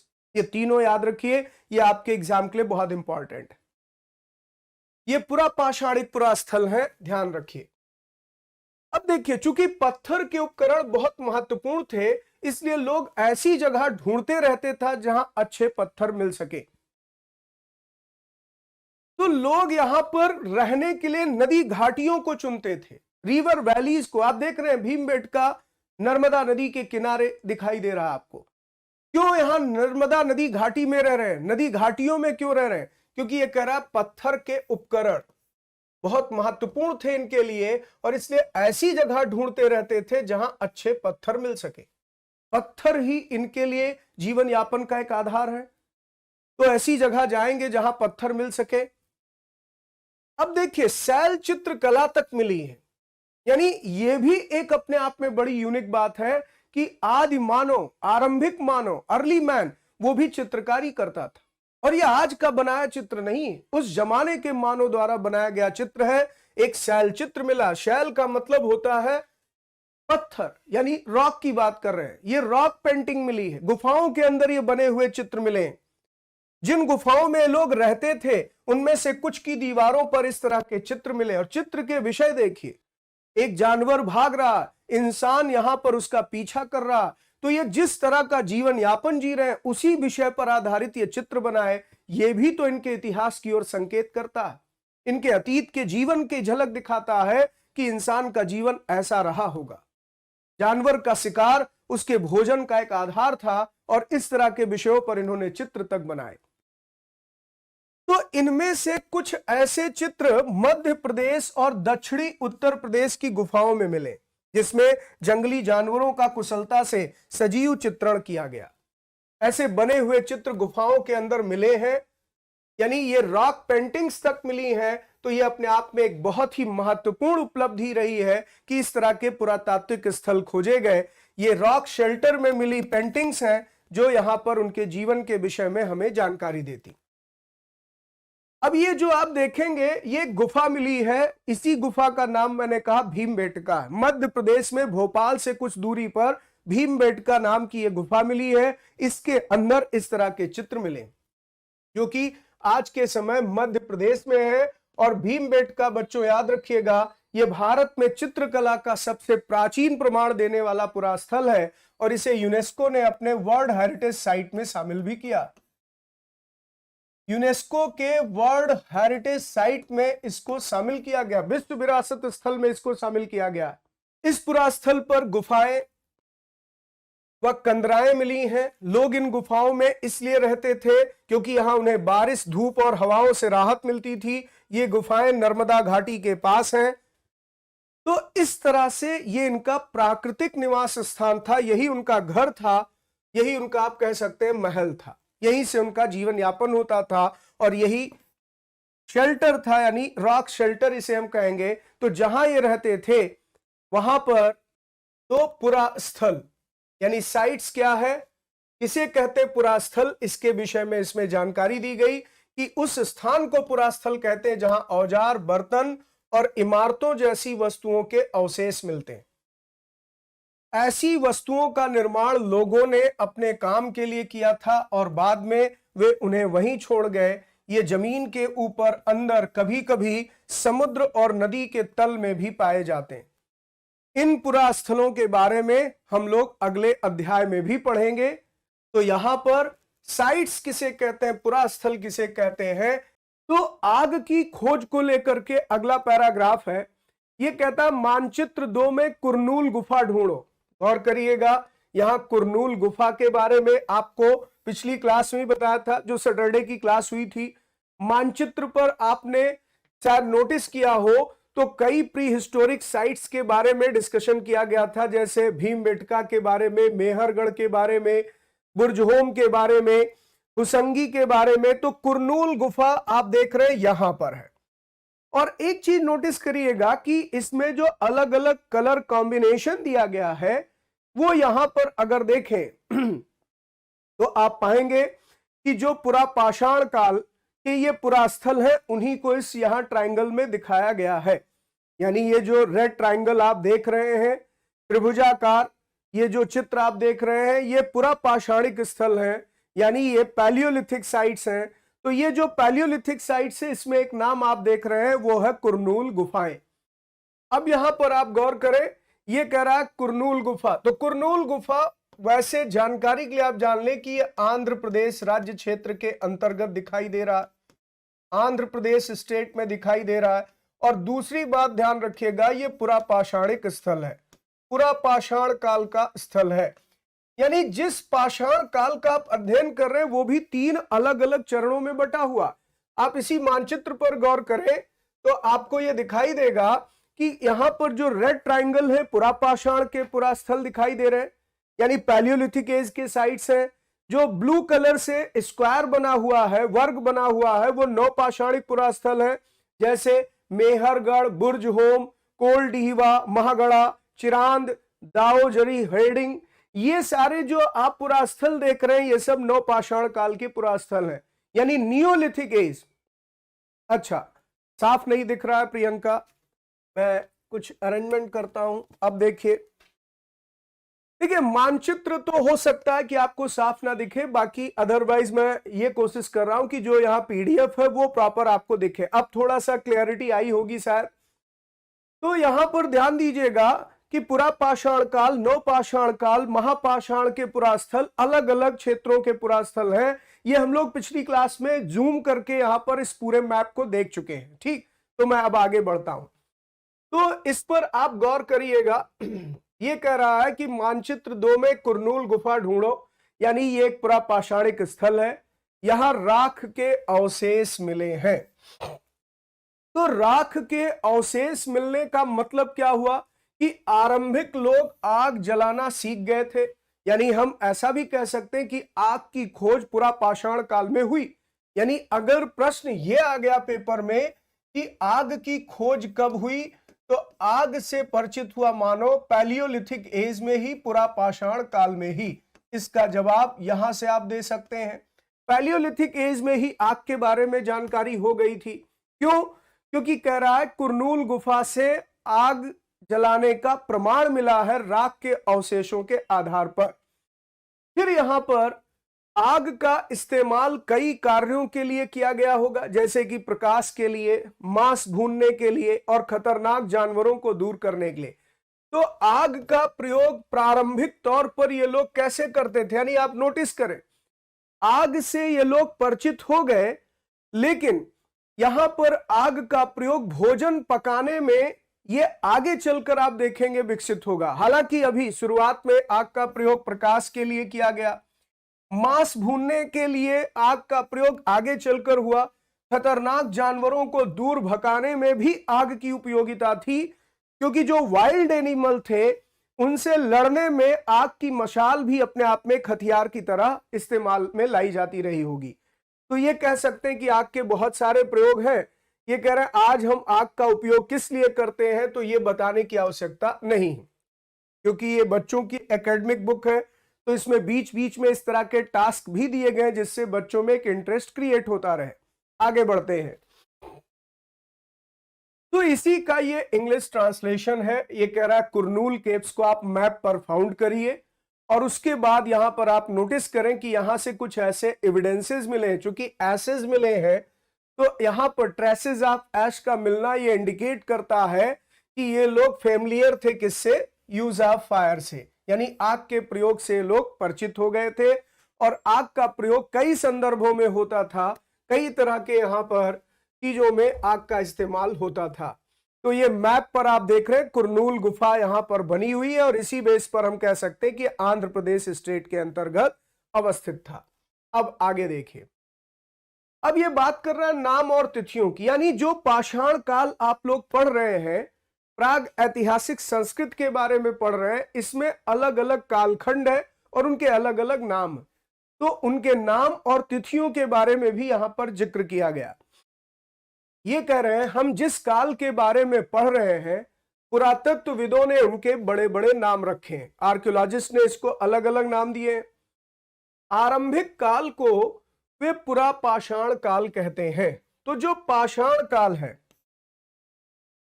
पाषाण काल, इस पाषाण काल को आप देखेंगे 3 अलग अलग चरणों में बांटा गया है, जिसमें से सबसे पहला चरण यहां नाम दिया गया पुरापाषाण काल। तो सबसे पहला चरण आया पुरापाषाण काल। क्योंकि आप नोटिस करें, कह रहा है कि जो आरंभिक काल है, जहां से हम इतिहास पढ़ना शुरू कर रहे हैं, शुरुआत आरंभिक काल के मानवों के जीवन से हमने की। तो पुरापाषाण काल ये 2 शब्दों से मिलकर बना है, एक है पुरा और एक है पाषाण। तो पुरा का मतलब पुराना यानी प्राचीन, और पाषाण का मतलब पत्थर। तो इस नाम से एक चीज ये स्पष्ट हो रहा है कि मानव जीवन की आरंभिक अवस्था थी। तो पुरापाषाण काल क्या था, पैलियोलिथिक एज क्या था, ये थी मानव जीवन की आरंभिक अवस्था। मानव जीवन की आरंभिक अवस्था, ये मानव जीवन की आरंभिक अवस्था थी, early stage of human life. Early stage of human life को ही कहा गया पुरापाषाण काल। ये नाम पुरास्थलों से प्राप्त पत्थर के औजारों के महत्व को बताता है, यानी ये जो नामकरण किया गया है ये इनके पत्थर के औजारों के आधार पर, यानी हम ऐसा भी कह सकते हैं कि जो पाषाण कालीन संस्कृत है, इसको पाषाण औजार बनाने की तकनीक के आधार पर, स्टोन टूल्स मेकिंग टेक्निक और ट्रेडिशन के आधार पर अलग अलग एज में क्लासिफाइड किया गया है। अलग अलग कालखंडों में इसे बांटने का आधार इनके औजार बनाने की तकनीक पर निर्भर है। पुरापाषाण काल 20 लाख साल पहले से लेकर 12,000 साल के दौरान माना जाता है। देखिए, पुरापाषाण काल के तिथि निर्धारण में बड़ी समस्याएं, विश्व संदर्भ में वर्ल्ड लेवल पर अगर देखा जाए तो इस पर अलग अलग एविडेंसेस ये इंडिकेट करते हैं कि शायद मानव जीवन की शुरुआत 25 लाख साल पहले हुई थी। 25 लाख साल पहले अफ्रीका महाद्वीप में पुरापाषाण कालीन जीवन शुरू हुआ। भारतीय उपमहाद्वीप में इसके बहुत पुराने एविडेंसेस नहीं मिले, लेकिन तब भी उसी के आधार पर यहां पर इसे आप कह सकते हैं कि जो पत्थर के औजार मिले, उन औजारों की किस्मों, उन औजारों को बनाने की तकनीक, इसको ध्यान में रखते हुए माना जा सकता है कि लगभग 20 लाख साल पहले मानव ने इस तरह के औजार विकसित किए थे, इस तरह के टूल्स बनाए थे। तो पुरापाषाण काल को अगर एज वाइज देखा जाए तो यहां पर इसकी एज बताई गई, इसका कालखंड बताया गया है कि 20 लाख साल से लेकर 20 लाख ईसा पूर्व भी हम कह सकते हैं, 20 लाख वर्ष पूर्व से लेकर के और लगभग 12,000 ईसा पूर्व तक इसका समय रहा। ठीक है, 12,000 साल पहले। तो इसको हम इस रूप में भी लिख सकते हैं। दरअसल 12,000 में 2 आप घटा भी दीजिए, क्योंकि यहां पर तो हम मानकर ईसा पूर्व चल रहे हैं तो इस हिसाब से हम कह सकते हैं 10,000 ईसा पूर्व। ठीक है, तो लगभग 20 लाख ईसा पूर्व से 10,000 ईसा पूर्व के बीच का जो समय रहा यह पूरा पाषाण काल रहा। और इस काल को भी 3 भागों में विभाजित किया जाता है, इसे भी 3 पार्ट में डिवाइड करते हैं जो पूरा पूरा पाषाण काल है। तो इसमें आप देखेंगे एक है आरंभिक या इसको निम्न पुरा पाषाण काल भी कहते हैं, एक है मध्य और एक है उत्तर पुरा पाषाण काल। यहां बच्चों कंफ्यूज मत करिएगा, क्योंकि मध्य पाषाण काल अलग है और मध्य पुरा पाषाण काल अलग है। यानी पुरा पाषाण काल के ही 3 अलग अलग कालखंड हैं। एक को मैंने कहा आरंभिक भी कहा गया है, आरंभिक को निम्न भी कहा गया, आरंभिक या निम्न, आरंभिक या निम्न पुरा पाषाण काल। जो दूसरा पार्ट है इसका वो है मध्य पाषाण, मध्य पुरा पाषाण काल, ना कि मध्य पाषाण काल।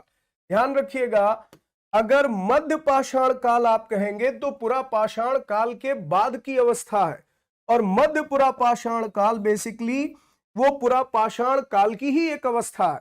और तीसरा यहां पर है उत्तर पुरा पाषाण काल, या इसी को उच्च पुरा पाषाण काल भी कहते हैं, यानी अपर पैलियोलिथिक एज। तो एक है यहां पर अर्ली पैलियोलिथिक एज, या इसे लोअर पैलियोलिथिक एज कहते हैं, एक मिडिल पैलियोलिथिक एज कहलाता है, और एक अपर पैलियोलिथिक एज कहलाता है, लेटर पैलियोलिथिक एज कहलाता है। तो ये 3 चरणों में बटा है। एक और इंटरेस्टिंग बात आप देखिए, मानव इतिहास की लगभग 99% कहानी इसी कालखंड की, यानी जो पूरा पाषाण काल है, पूरे मानव इतिहास का 99% हिस्सा यही है। यानी हम हिस्ट्री में पढ़ क्या रहे, हिस्ट्री में हमारा फोकस है ह्यूमन बीइंग के बारे में जानना। ह्यूमन बीइंग की सोसाइटी कैसे बनी, हमारी इकोनॉमी कैसे चली, हमारा पॉलिटिकल सिस्टम कैसे शुरू हुआ, और फिर हमारे कल्चर कैसे डेवलप हुए। यही तो इतिहास का मुख्य विषय। हिस्ट्री का जो मेन कंसर्न है वो है मानव समाज का अध्ययन, कि मानव का समाज कैसे बना, मानव की धर्म संस्कृतियों का विकास कैसे हुआ, मानव का आर्थिक जनजीवन कैसे आगे बढ़ा, और मानव ने राज्य जैसी संस्था कैसे बनाई, राजनीति कहां से शुरू हुई। यही है इतिहास के अध्ययन का मुख्य विषय। लेकिन जब आप यहां केंद्र में मानव को रख रहे हैं, ह्यूमन बीइंग ही सेंटर में है, तो उसकी जो पूरी कहानी आप पढ़ रहे हैं उसका 99% पूरा पाषाण काल ही। यह भी बड़ा इंटरेस्टिंग फैक्ट है कि जब 99% हिस्ट्री पूरा पाषाण काल है, जिसके बारे में बहुत कम जानकारी उपलब्ध है, तब तो हमें इतना इतिहास पढ़ना पड़ता है। जरा आप सोचिए कि मानव जीवन के इतिहास की कहानी अगर ये 10% होती और बाकी आगे 90% होता, तो हमें कितना ज्यादा अध्ययन करना पड़ता। ये तो यहां पर केवल आप कह सकते हैं कुछ सीमित जानकारी के स्रोत उपलब्ध हैं, क्योंकि पूरा पाषाण काल की जानकारी के लिए बहुत ज्यादा प्रमाण नहीं। और ये वो दौर था जब इंसान पढ़ना लिखना भी नहीं जानता था। मैंने तो आपसे शुरुआत में ही कहा, ना कोई परीक्षा, ना कोई स्कूल, ना कोई कॉलेज, केवल एक उद्देश्य मनुष्य का था कि पेट भर भोजन मिले और आराम से सोने को मिले। उसी उद्देश्य को पूरा करने के लिए संघर्ष करता था प्रकृति से। इस तरह के जीवन की पूरी कहानी है पूरा पाषाण काल, और ये 99% है मानव के इतिहास या मानव का अतीत। तो इस तरह से यहां पर ये जो पूरा पैरा है बच्चों, ये बहुत इंपॉर्टेंट है, पाषाण कालीन संस्कृतियों का वर्गीकरण बता रहा है। अब आगे बढ़ते हैं।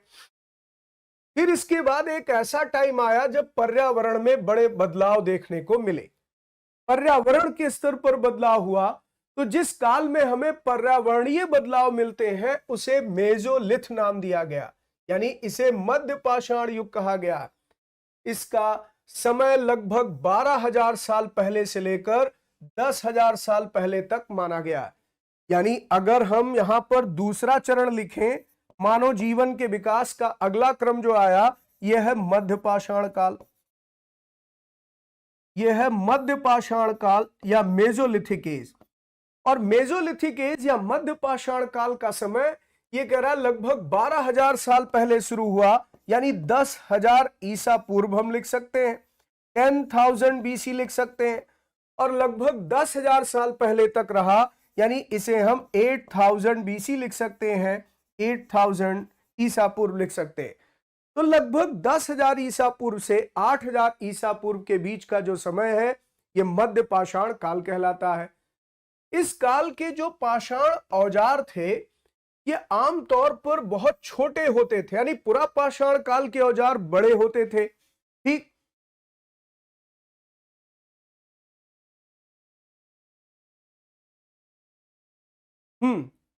तो इस तरीके से कुल मिलाकर हम कह सकते हैं कि आमतौर पर बहुत छोटे औजार जो बनाए जाते थे इनको कहा जाता था माइक्रोलिथ।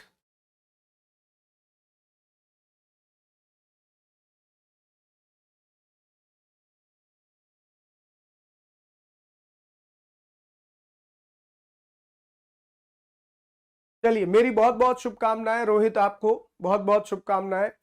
आलोक, इसका जवाब मैं आपको क्लास में दूंगा, यहां पर जो पढ़ा रहा हूं बस उस पर फोकस करिए।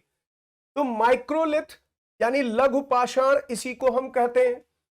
छोटे छोटे औजार बनाए जाने लगे, औजार बनाने की तकनीक में परिवर्तन आ गया। तो पहले बड़े आज औजार बनाए जाए, भद्दे किस्म के औजार, लेकिन अब औजारों को बनाने की टेक्निक में, स्टोन टूल्स को डेवलप करने की टेक्निक में चेंज आया। और सबसे बड़ा चेंज क्या था? स्मॉल साइज में, यानी उनके साइज में रिडक्शन हुआ। तो छोटे औजार जो बनाए गए इन्हीं को माइक्रोलिथ कहा गया। प्रायः इन औजारों में हड्डियों या लकड़ियों के मुट्ठे लगे हसिया और आरी जैसे औजार मिलते थे। यानी अब आप देखें तो यहां पर आप कह सकते हैं कि इन औजारों में हैंडल लगाया गया, जिससे औजारों को ज्यादा इफेक्टिव तरीके से यूज किया जा सके। उसको ज्यादा इफेक्टिव बनाने के लिए हड्डी या फिर लकड़ी के उसमें एक तरीके से मुट्ठे लगाए गए, यानी उसमें हैंडल लगाए गए। फिर इसके बाद साथ साथ पूरा पाषाण युग वाले औजार भी इस दौरान बनाए जाते रहे। यानी ऐसा नहीं है कि यहां पर अगर 5G टेक्नोलॉजी आ गई तो 4G टेक्नोलॉजी खत्म हो गई। 5G आने के बाद 4G भी कंटिन्यू है। तो कहने का अर्थ है कि पूरा पाषाण काल में जो औजार बनते थे वो आगे भी प्रयोग में आते रहे, लेकिन मध्य पाषाण काल में औजारों को बनाने की तकनीक में एक बड़ा परिवर्तन आया और छोटे छोटे औजार बनाए गए, उनको ज्यादा इफेक्टिव तरीके से यूज करने की टेक्निक लाई गई। फिर अगले युग की शुरुआत लगभग 10,000 साल पहले से होती है, जिसे नवपाषाण युग कहा गया। यानी अब देखिए, पाषाण कालीन संस्कृतियों का जो तीसरा चरण आया वो था नवपाषाण काल। ये था नवपाषाण काल, और नवपाषाण काल की शुरुआत आज से लगभग 10,000 साल पहले होती है। तो इसको हम 8000 BC भी लिख सकते हैं। 8,000 ईसा पूर्व से शुरू मानी जाती है। इसे नवपाषाण काल का मतलब दिया गया। नवपाषाण का क्या मतलब होता है? तो नवपाषाण दो शब्दों से मिलकर बना। नव मतलब नया और पाषाण मतलब पत्थर। यानी ये मानव जीवन के विकास की अगली अवस्था थी, ये नई अवस्था थी, जिसके तहत आप देखेंगे कि मानव जीवन में कई बड़े परिवर्तन भी हुए। तो क्या परिवर्तन आए ये हम लोग आगे पढ़ेंगे भी। अब ये कह रहे हैं हमने कुछ स्थानों के नाम दिए हैं, अगले अध्यायों में तुम्हें ऐसे अनेक नाम मिलेंगे। अक्सर हम पुराने स्थानों के लिए उन नामों का प्रयोग करते हैं जो आज प्रचलित हैं, क्योंकि हमें ज्ञात नहीं कि उस काल में इनके क्या नाम रहे होंगे। गौर करिए, जैसे मान लीजिए कुरनूल गुफाएं, आपने एक नाम देखा, तो यह मत सोचिए कि उस समय के इंसान ने यह नाम रखा था, आदि मानवों ने नाम रखा था, नहीं। ये कह रहा आज हम लोग जिन नामों का प्रयोग करते हैं वही पुरा स्थल है, यानी उस समय क्या नाम रहा होगा ये हमें नहीं पता।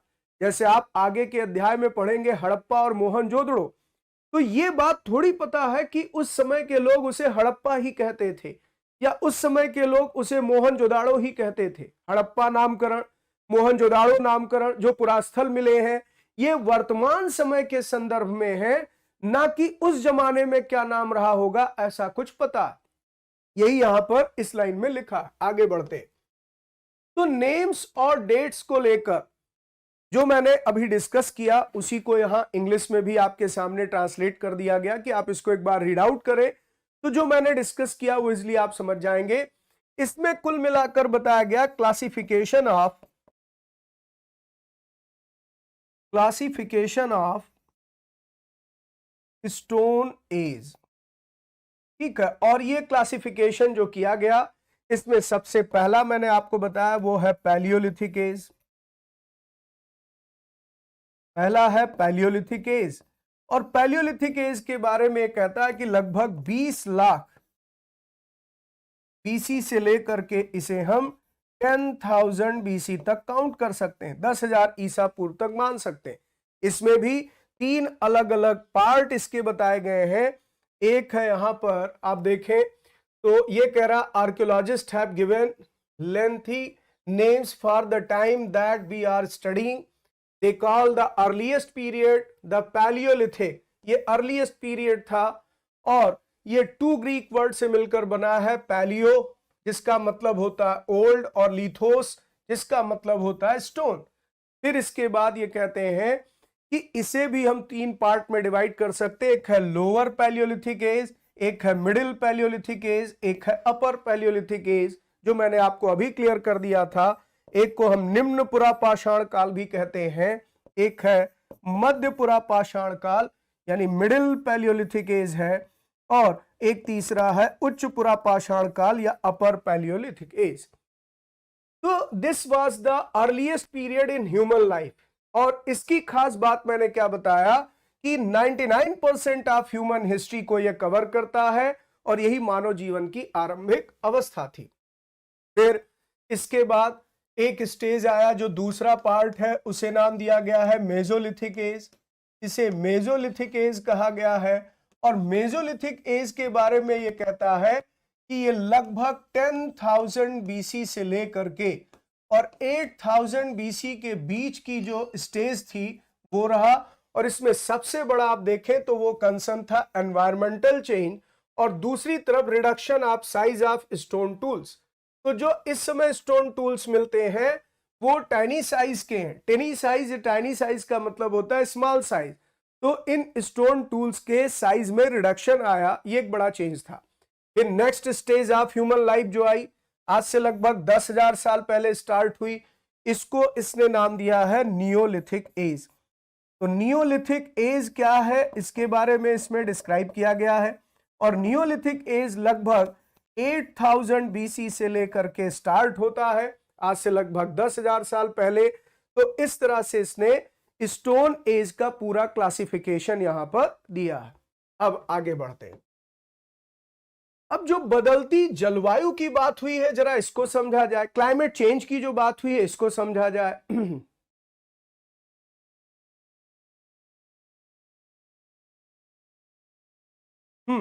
बिल्कुल नहीं मिश्रा जी, उसकी चिंता बिल्कुल मत करिए। आगे बढ़ते हैं।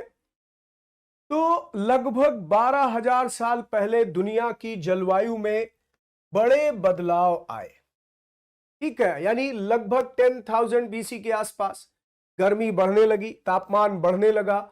इसके परिणाम स्वरूप कई क्षेत्रों में घास वाले मैदान बनने शुरू हुए। इससे हिरन, बारहसिंगा, भेड़, बकरी और गाय जैसे उन जानवरों की संख्या बढ़ी जो घास खाकर जिंदा रह सकते हैं।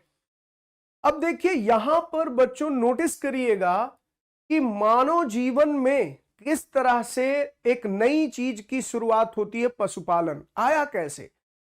तो वाइल्ड एनिमल पहले थे, अब यहां पर अगर आप देखें तो कैटल्स आए, और इसके अलावा ऐसे जानवर आए जो यहां पर घास खाकर जीवित रह सकते थे। घास वाले मैदानों का विकास होना शुरू हुआ, और इसके पीछे मुख्य कारण था बदलती हुई जलवायु। तो क्लाइमेट चेंज के रिजल्टेंट, जलवायु परिवर्तन के परिणाम स्वरूप जब घास के मैदानों का विकास हुआ, स्मॉल मीडोज बने, तो ऐसे भी कैटल्स यहां पर आए जिससे इंसान को भय नहीं था, या जिसको इंसान पालतू बना सकता था, और यहां से कहानी बदलनी शुरू होती। फिर देखिए जो लोग इन जानवरों का शिकार करते थे वे भी इनके पीछे आए, और इनके खाने पीने की आदतों और प्रजनन के समय की जानकारी हासिल करने लगे।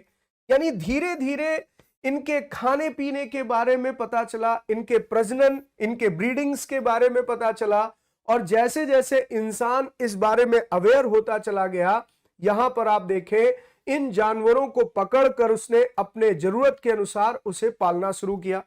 तो ये कहते हैं जानकारी हासिल करने लगे, हो सकता है कि तब लोग इन जानवरों को पकड़कर अपनी जरूरत के अनुसार पालने की बात सोचने लगे हो। साथ ही इस काल में मछली भी भोजन का महत्वपूर्ण स्रोत बन गई। यानी जो 12,000 साल पहले की कहानी है, इसी को तो नाम दिया है मध्य पाषाण काल। ये बात हो रही है मध्य पाषाण काल की। और मध्य पाषाण काल में देखिए दो चीजें डिस्क्राइब की जा रही हैं जो डेवलपमेंट माना जा सकता है। एक है पशुपालन की शुरुआत, हुई इस समय, और दूसरी तरफ आप देख रहे हैं कि अब मत्स्यन पर भी इंसान का जीवन आगे बढ़ा। मत्स्यन का मतलब होता है मछली पकड़ना, मछली मारना। तो मछली पकड़ने, जानवरों को पालतू बनाने, इस सब तरह की प्रक्रिया से इंसान परिचित हुआ। कैसे बदलाव आया, तो इसके पीछे एक बहुत बड़ा कारण था जलवायु परिवर्तन। तो चेंजिंग एनवायरनमेंट का ये रिजल्ट था कि इस तरह से इंसान ने यहां पर एनिमल रेयरिंग के बारे में सोचना शुरू किया, या फिशिंग के बारे में एक कॉन्सेप्ट धीरे धीरे आगे बढ़ा। अब आगे देखिए फिर इसके बाद खेती और पशुपालन की शुरुआत। तो यहां पर पहला सवाल तो यही बनता है कि खेती और पशुपालन की शुरुआत किस युग में हुई, किस एज में हुई। इसी दौरान उपमहाद्वीप के भिन्न भिन्न इलाकों में गेहूं, जौ, धान जैसे अनाज प्राकृतिक रूप से उगने लगे। यानी अभी यहां पर इंसानी प्रयास से इसके उपज नहीं तैयार हो रहे, ये प्राकृतिक रूप से इनका विकास हो रहा। यानी हम कह सकते हैं जंगली किस्म के गेहूं, जौ और धान जैसे फसल वो विकसित होने हुए, और इंसानों ने अब यहां पर इनको पैदा करने की कला भी सीखनी शुरू की। शायद महिलाओं, पुरुषों और बच्चों ने इन अनाजों को भोजन के लिए बटोरना शुरू कर दिया होगा। साथ ही वे ये भी सीखने लगे होंगे कि अनाज कहाँ उगते थे और कब पककर तैयार होते थे। ऐसा करते करते लोगों ने इन अनाजों को खुद पैदा करना सीख लिया, और इस तरह वे धीरे धीरे कृषक बने। यानी मानव जीवन के विकास की पूरी एक कहानी है। प्राग ऐतिहासिक काल पढ़ करके, प्री हिस्टोरिक एज पढ़ करके आपको यही लग रहा होगा कि हमारे मानव जीवन में विकास की यात्रा कैसे आगे बढ़ी। आपने अभी तक ये पढ़ा था कि ये हंटर्स थे, ये फूड गैदरर थे, शिकार करते थे, जानवरों को मारकर अपना पेट भरते थे, और हंटिंग के साथ साथ फूड गैदरिंग करते थे, जंगली फल फूल इकट्ठा करके अपना पेट भरते थे। फिर पशुपालन का विकास कैसे आया, जब वाइल्ड एनिमल की जगह पर ऐसे एनिमल्स आए जो बिना मांस भक्षण के जीवन जी सकते थे, तो इस तरीके से इंसान ने उन्हें पालतू बनाना शुरू किया। और फिर एक ऐसा दौर आया जहां पर वो खेती बाड़ी के बारे में धीरे धीरे सीखने लगे। भोजन बनाना कैसे सीख लिया, ये भी शिवानी अभी आपको पता चल जाएगा। पहले तो ये समझिए अनाज पैदा करने कैसे सीखा। तो कृषक बनने की शुरुआत हुई नवपाषाण काल की तरफ जाकर। जब नियोलिथिक एज आया तो खेती बाड़ी करना इन्होंने सीखा, अनाज उगाना सीखा, और यहीं से यह कह सकते हैं कि मानव का जन्म एक कृषक के रूप में शुरू हुआ। तो यह समय अगर देखा जाए तो हम कह सकते हैं नवपाषाण काल, मध्य पाषाण काल से नवपाषाण काल की ओर जब हम बढ़ते हैं तो हम पाते हैं कि पशुपालन और खेती बहुत बड़े पैमाने पर शुरू हुई। इसी तरह लोगों ने अपने घरों के आसपास चारा रखकर जानवरों को आकर्षित कर उन्हें पालतू भी बनाया। सबसे पहले जिस जंगली जानवर को पालतू बनाया गया वो कुत्ते का जंगली पूर्वज था। यह बहुत इंपॉर्टेंट पॉइंट है, एग्जाम के लिए यहां पर ध्यान रखना। सबसे पहले जिस जंगली जानवर को पालतू बनाया गया वो कौन था? कुत्ते का जंगली पूर्वज। यानी आज जैसे डॉग नहीं, वाइल्ड डॉग रहा होगा, जंगली कुत्ता रहा होगा, और ये हिंसक प्रवृत्ति वाला रहा होगा। हालांकि आज के कुत्ते कौन से ऐसे हैं जो हिंसक नहीं है, लेकिन हाँ आज यहाँ पेट भी होते हैं, और कुत्ते अब अगर देखा जाए तो घरों में पाले जाते हैं, तो उन्हें वाइल्ड तो नहीं कह सकते, लेकिन हाँ पिटबुल है, जर्मन शेफर्ड है, ये सब जो ब्रीड्स होते हैं आज भी आप देखते हैं वाइल्ड एनिमल की तरह लगते हैं। तो ऐसे ही हो सकता है कि यहाँ पर इनके जंगली पूर्वज का मतलब हुआ वाइल्ड डॉग रहा होगा जिसे इंसान ने सबसे पहले पालतू बनाया होगा। तो ये प्रश्न भी बहुत महत्वपूर्ण हो जाता है बच्चों की, पशुपालन की शुरुआत कब हुई थी और पहला पालतू पशु जो इंसान द्वारा पाला गया वो कौन सा था? संभवतः ऐसा माना गया धीरे धीरे लोग भेड़ पालने लगे, बकरी पालने लगे, गाय पालने लगे, सुअर पालने लगे, और इस तरह से देखा जाए तो पशुपालन का क्रम आगे बढ़ा। ये जानवरों को अपने घरों के नजदीक आने को उत्साहित करने लगे। ऐसे जानवर झुंड में रहते थे, ज्यादातर घास खाते थे। अक्सर लोग अन्य जंगली जानवरों के आक्रमण से इनकी सुरक्षा किया करते थे, और इस तरह वे धीरे धीरे पशुपालक भी बन गए। तो एक सवाल यहां पर किया गया है, स्कूल के बच्चों के लिए एक टास्क दिया गया है, और चूंकि ये चैप्टर एक स्टूडेंट को एड्रेस करके शुरू हुआ, तो यहां पर ये कह रहा है, क्या तुम बता सकती हो कि सबसे पहले कुत्तों को ही पालतू क्यों बनाया गया?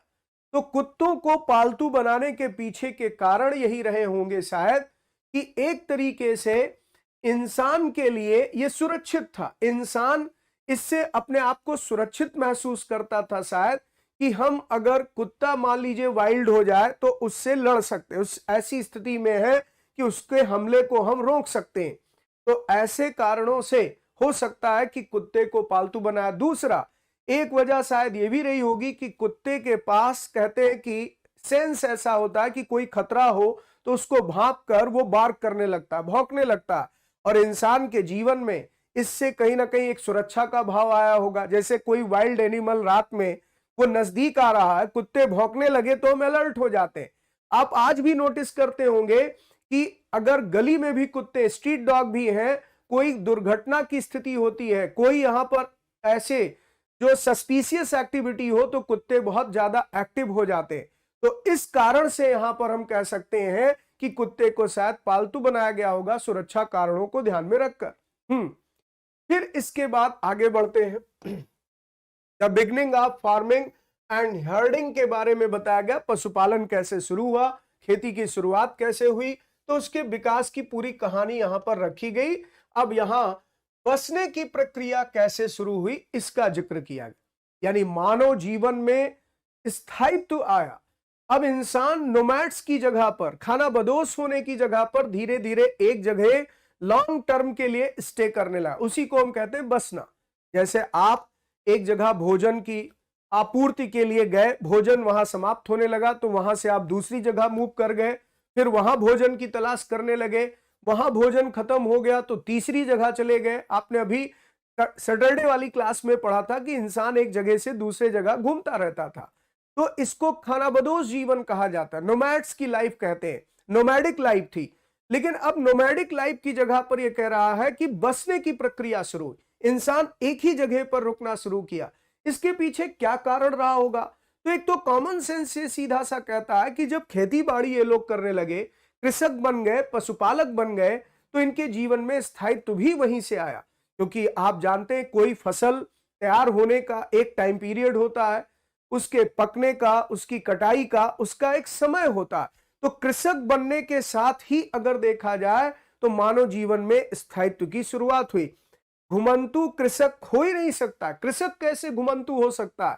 शिवानी जरा आप सोचिए कि आप यहां पर एक किसान है, एक खेत में आपने धान के फसल या धान के पौधे जो है रोप दिए, अब उनका प्लांटेशन कर दिया और आप चले गए कहीं और, तो फसल जब तक पककर तैयार होगी आकर कोई और काट ले जाएगा। तो हमें तो उस फसल के पककर तैयार होने तक वहां रुकना पड़ेगा, उसकी हार्वेस्टिंग तक, उसकी कटाई तक वहां रुकना पड़ेगा। तो चलवासी कृषि अलग चीज है, लेकिन यहां पर कृषक का मतलब यह हुआ कि वो एक जगह लंबे समय के लिए रुकेगा। यहां चलवासी कृषि की मैं बात नहीं कर रहा हूं, मैं यहां पर बेसिकली बात कर रहा हूं कि जब वो कृषक बना तो एक ही जगह पर लॉन्ग टर्म के लिए स्टे करने लगा। फिलहाल हम देखते हैं कि बसने की प्रक्रिया की व्याख्या इसमें कैसे की गई। लोगों द्वारा पौधे उगाने, जानवरों की देखभाल करने को बसने की प्रक्रिया का नाम दिया गया। यानी जब खेती बाड़ी करने लगे और उसके बाद यहां पर जानवरों की खुद देखभाल करने के लिए उन्हें पालतू बनाने लगे, तो एक जगह बसने की प्रक्रिया भी शुरू हो गई। ठीक है, फिर इसके बाद यहां पर अपनाए गए ये पौधे तथा जानवर अक्सर जंगली पौधों जानवरों से अलग होते। इनकी वजह यह है कि बसने की प्रक्रिया की दिशा में अपनाए गए पौधों या जानवरों का लोग चयन करते हैं। देखिए, प्राकृतिक वनस्पतियां जो नेचुरल वेजिटेशन है वो ह्यूमन एफर्ट से ग्रो नहीं करते, वो नेचुरल प्रोसेस से ग्रो करते हैं। लेकिन जो यहां पर हम पौधे उगाते हैं, खेती करते हैं, जो हम जानवर पालते हैं, वो हमारे चॉइस के अकॉर्डिंग होता है। जैसे धान की फसल है, गेहूं की फसल है, तो जमीन में उसकी बुआई करना, खाद पानी उसे देना, फर्टिलाइजर यूज करना, फिर उसके पकने तक इंतजार करना, सिंचाई करना, हार्वेस्टिंग करना, ये सब मानवीय प्रयास है, ह्यूमन एफर्ट है, जिससे हमें एक अनाज मिलता है। लेकिन यहां जो प्रकृति की व्यवस्था से पेड़ पौधे उगते हैं, प्राकृतिक रूप से जिनका विकास होता है, जो यहाँ पर जानवर आप देखें कि जंगल में कहीं ना कहीं वो यायावर तरीके से घूमा करते हैं, उनकी संख्या प्राकृतिक व्यवस्था में बढ़ती रहती है, तो उसे हम जंगली जानवर या जंगली वनस्पतियां या प्राकृतिक वनस्पतियां कह सकते हैं। जैसे कह रहा उदाहरण के तौर पर उन्हीं पौधों तथा जानवरों का चयन करते जिनके बीमार होने की संभावना कम हो।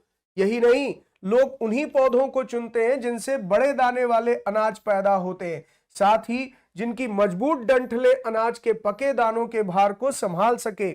ऐसे पौधों के बीजों को संभाल कर रखा जाता है ताकि फिर से उगाने के लिए उनके गुण सुरक्षित रह सके। तो इस तरह से इंसान खेती बाड़ी और पशुपालन की दिशा में आगे बढ़ता गया और उसके जीवन में यहां पर बदलाव शुरू हुआ। फिर उन्हीं जानवरों को आगे प्रजनन के लिए चुना जाता है जो आमतौर पर अहिंसक होते हैं, यानी वाइल्ड ना हो, नहीं तो पता चलेगा कि इंसान के जीवन के लिए खतरा बन जाएंगे। तो यहां अहिंसक प्रवृत्ति वाले जानवरों को पाला जाता है। इसलिए हम देखते हैं पाले गए जानवर तथा कृषि के लिए अपनाए गए पौधे जंगली जानवरों तथा पौधों से धीरे धीरे भिन्न होते गए, अलग होते गए। मिसाल के तौर पर जंगली जानवरों की तुलना में पालतू जानवरों के दांत और सींग छोटे होते हैं।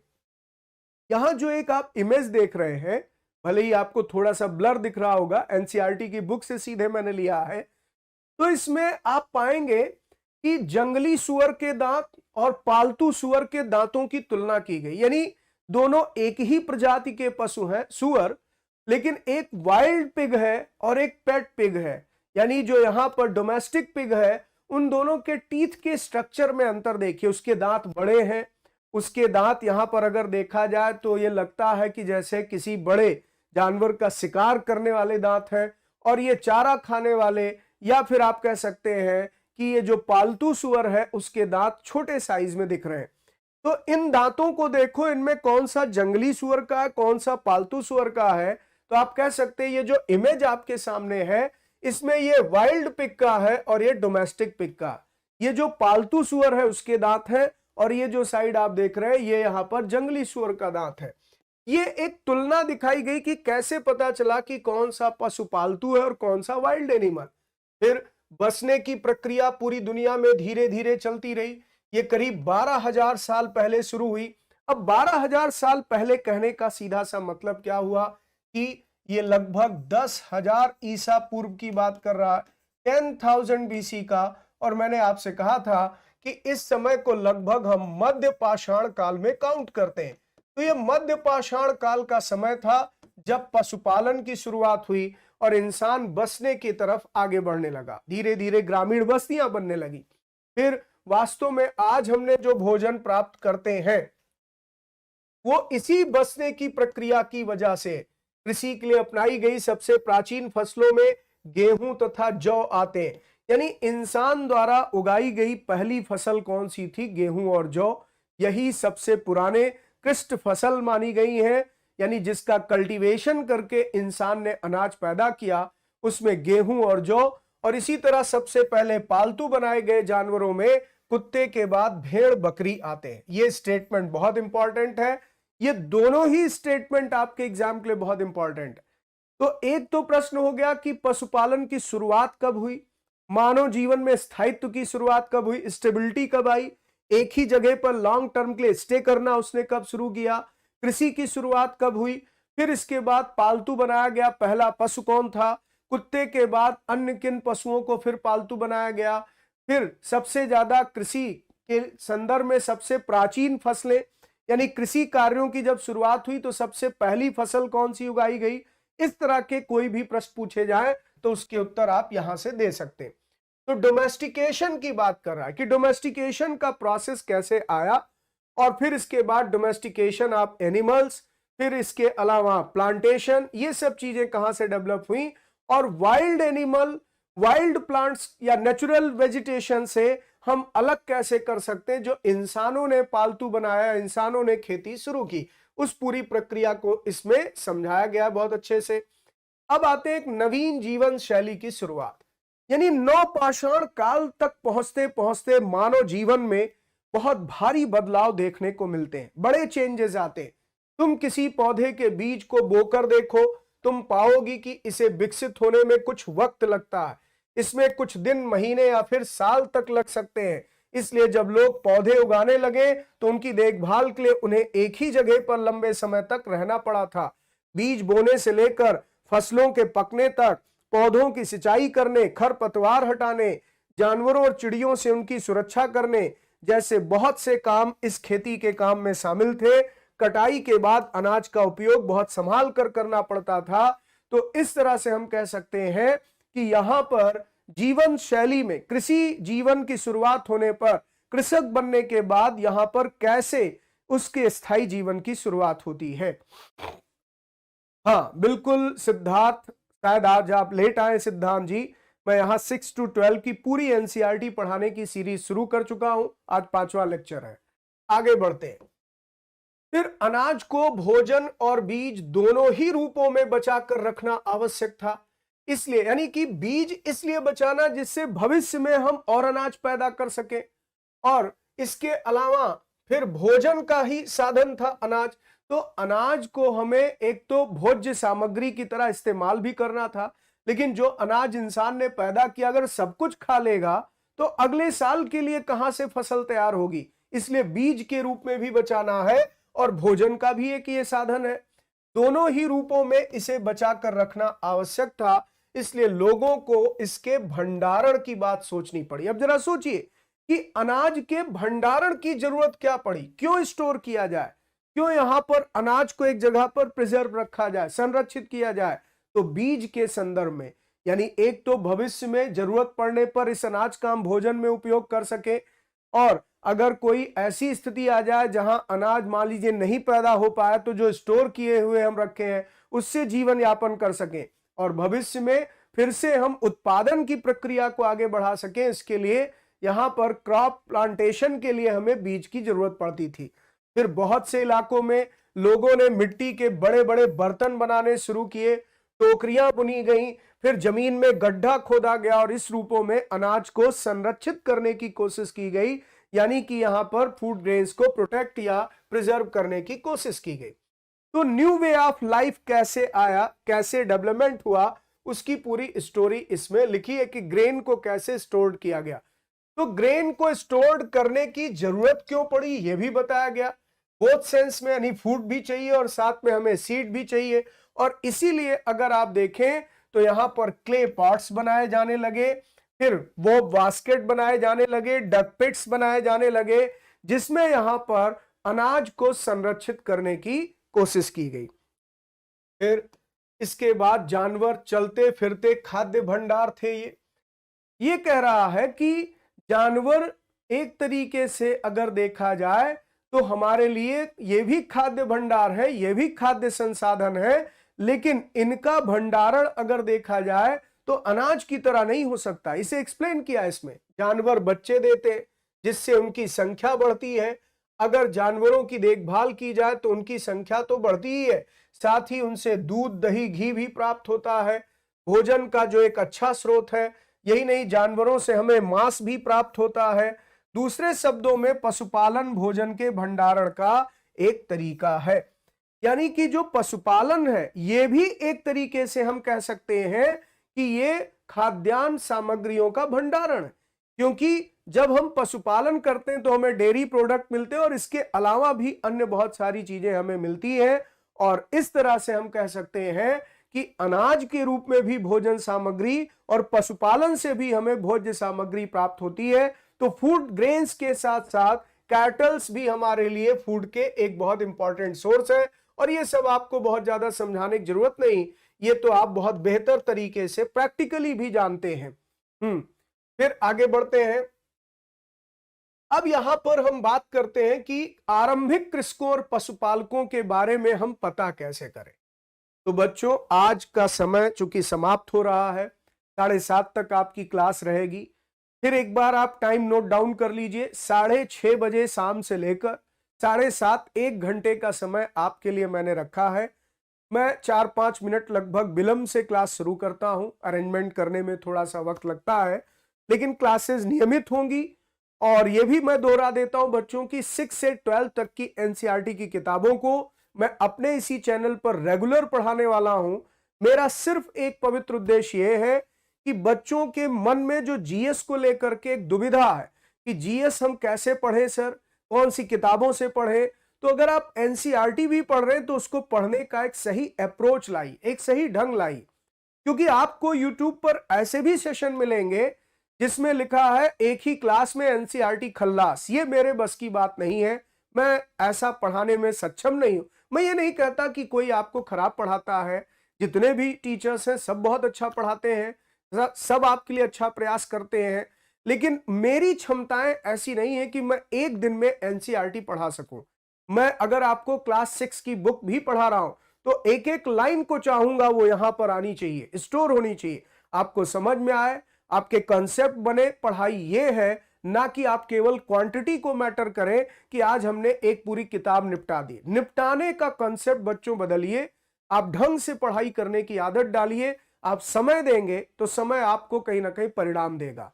ये बिल्कुल गिव एंड टेक का खेल है। आप जितना पढ़ाई को समय देंगे, समय आपको उतना परिणाम देगा। ये सीधा सा एक रिलेशन है और इसी कारण मैं आपका समय जरूर लूंगा, लेकिन परिणामदायी बनाने का पूरा प्रयास करूंगा, आपको यह इंश्योर करता हूं। तो मिलते हैं कल फिर हम लोग शाम को 6:30 बजे। तब तक के लिए आप सबसे इजाजत लेता हूं कि मुझे जाने की आज्ञा दें और फिर मिलेंगे। तब तक के लिए आप सबको मेरी बहुत बहुत शुभकामनाएं, बहुत बहुत धन्यवाद।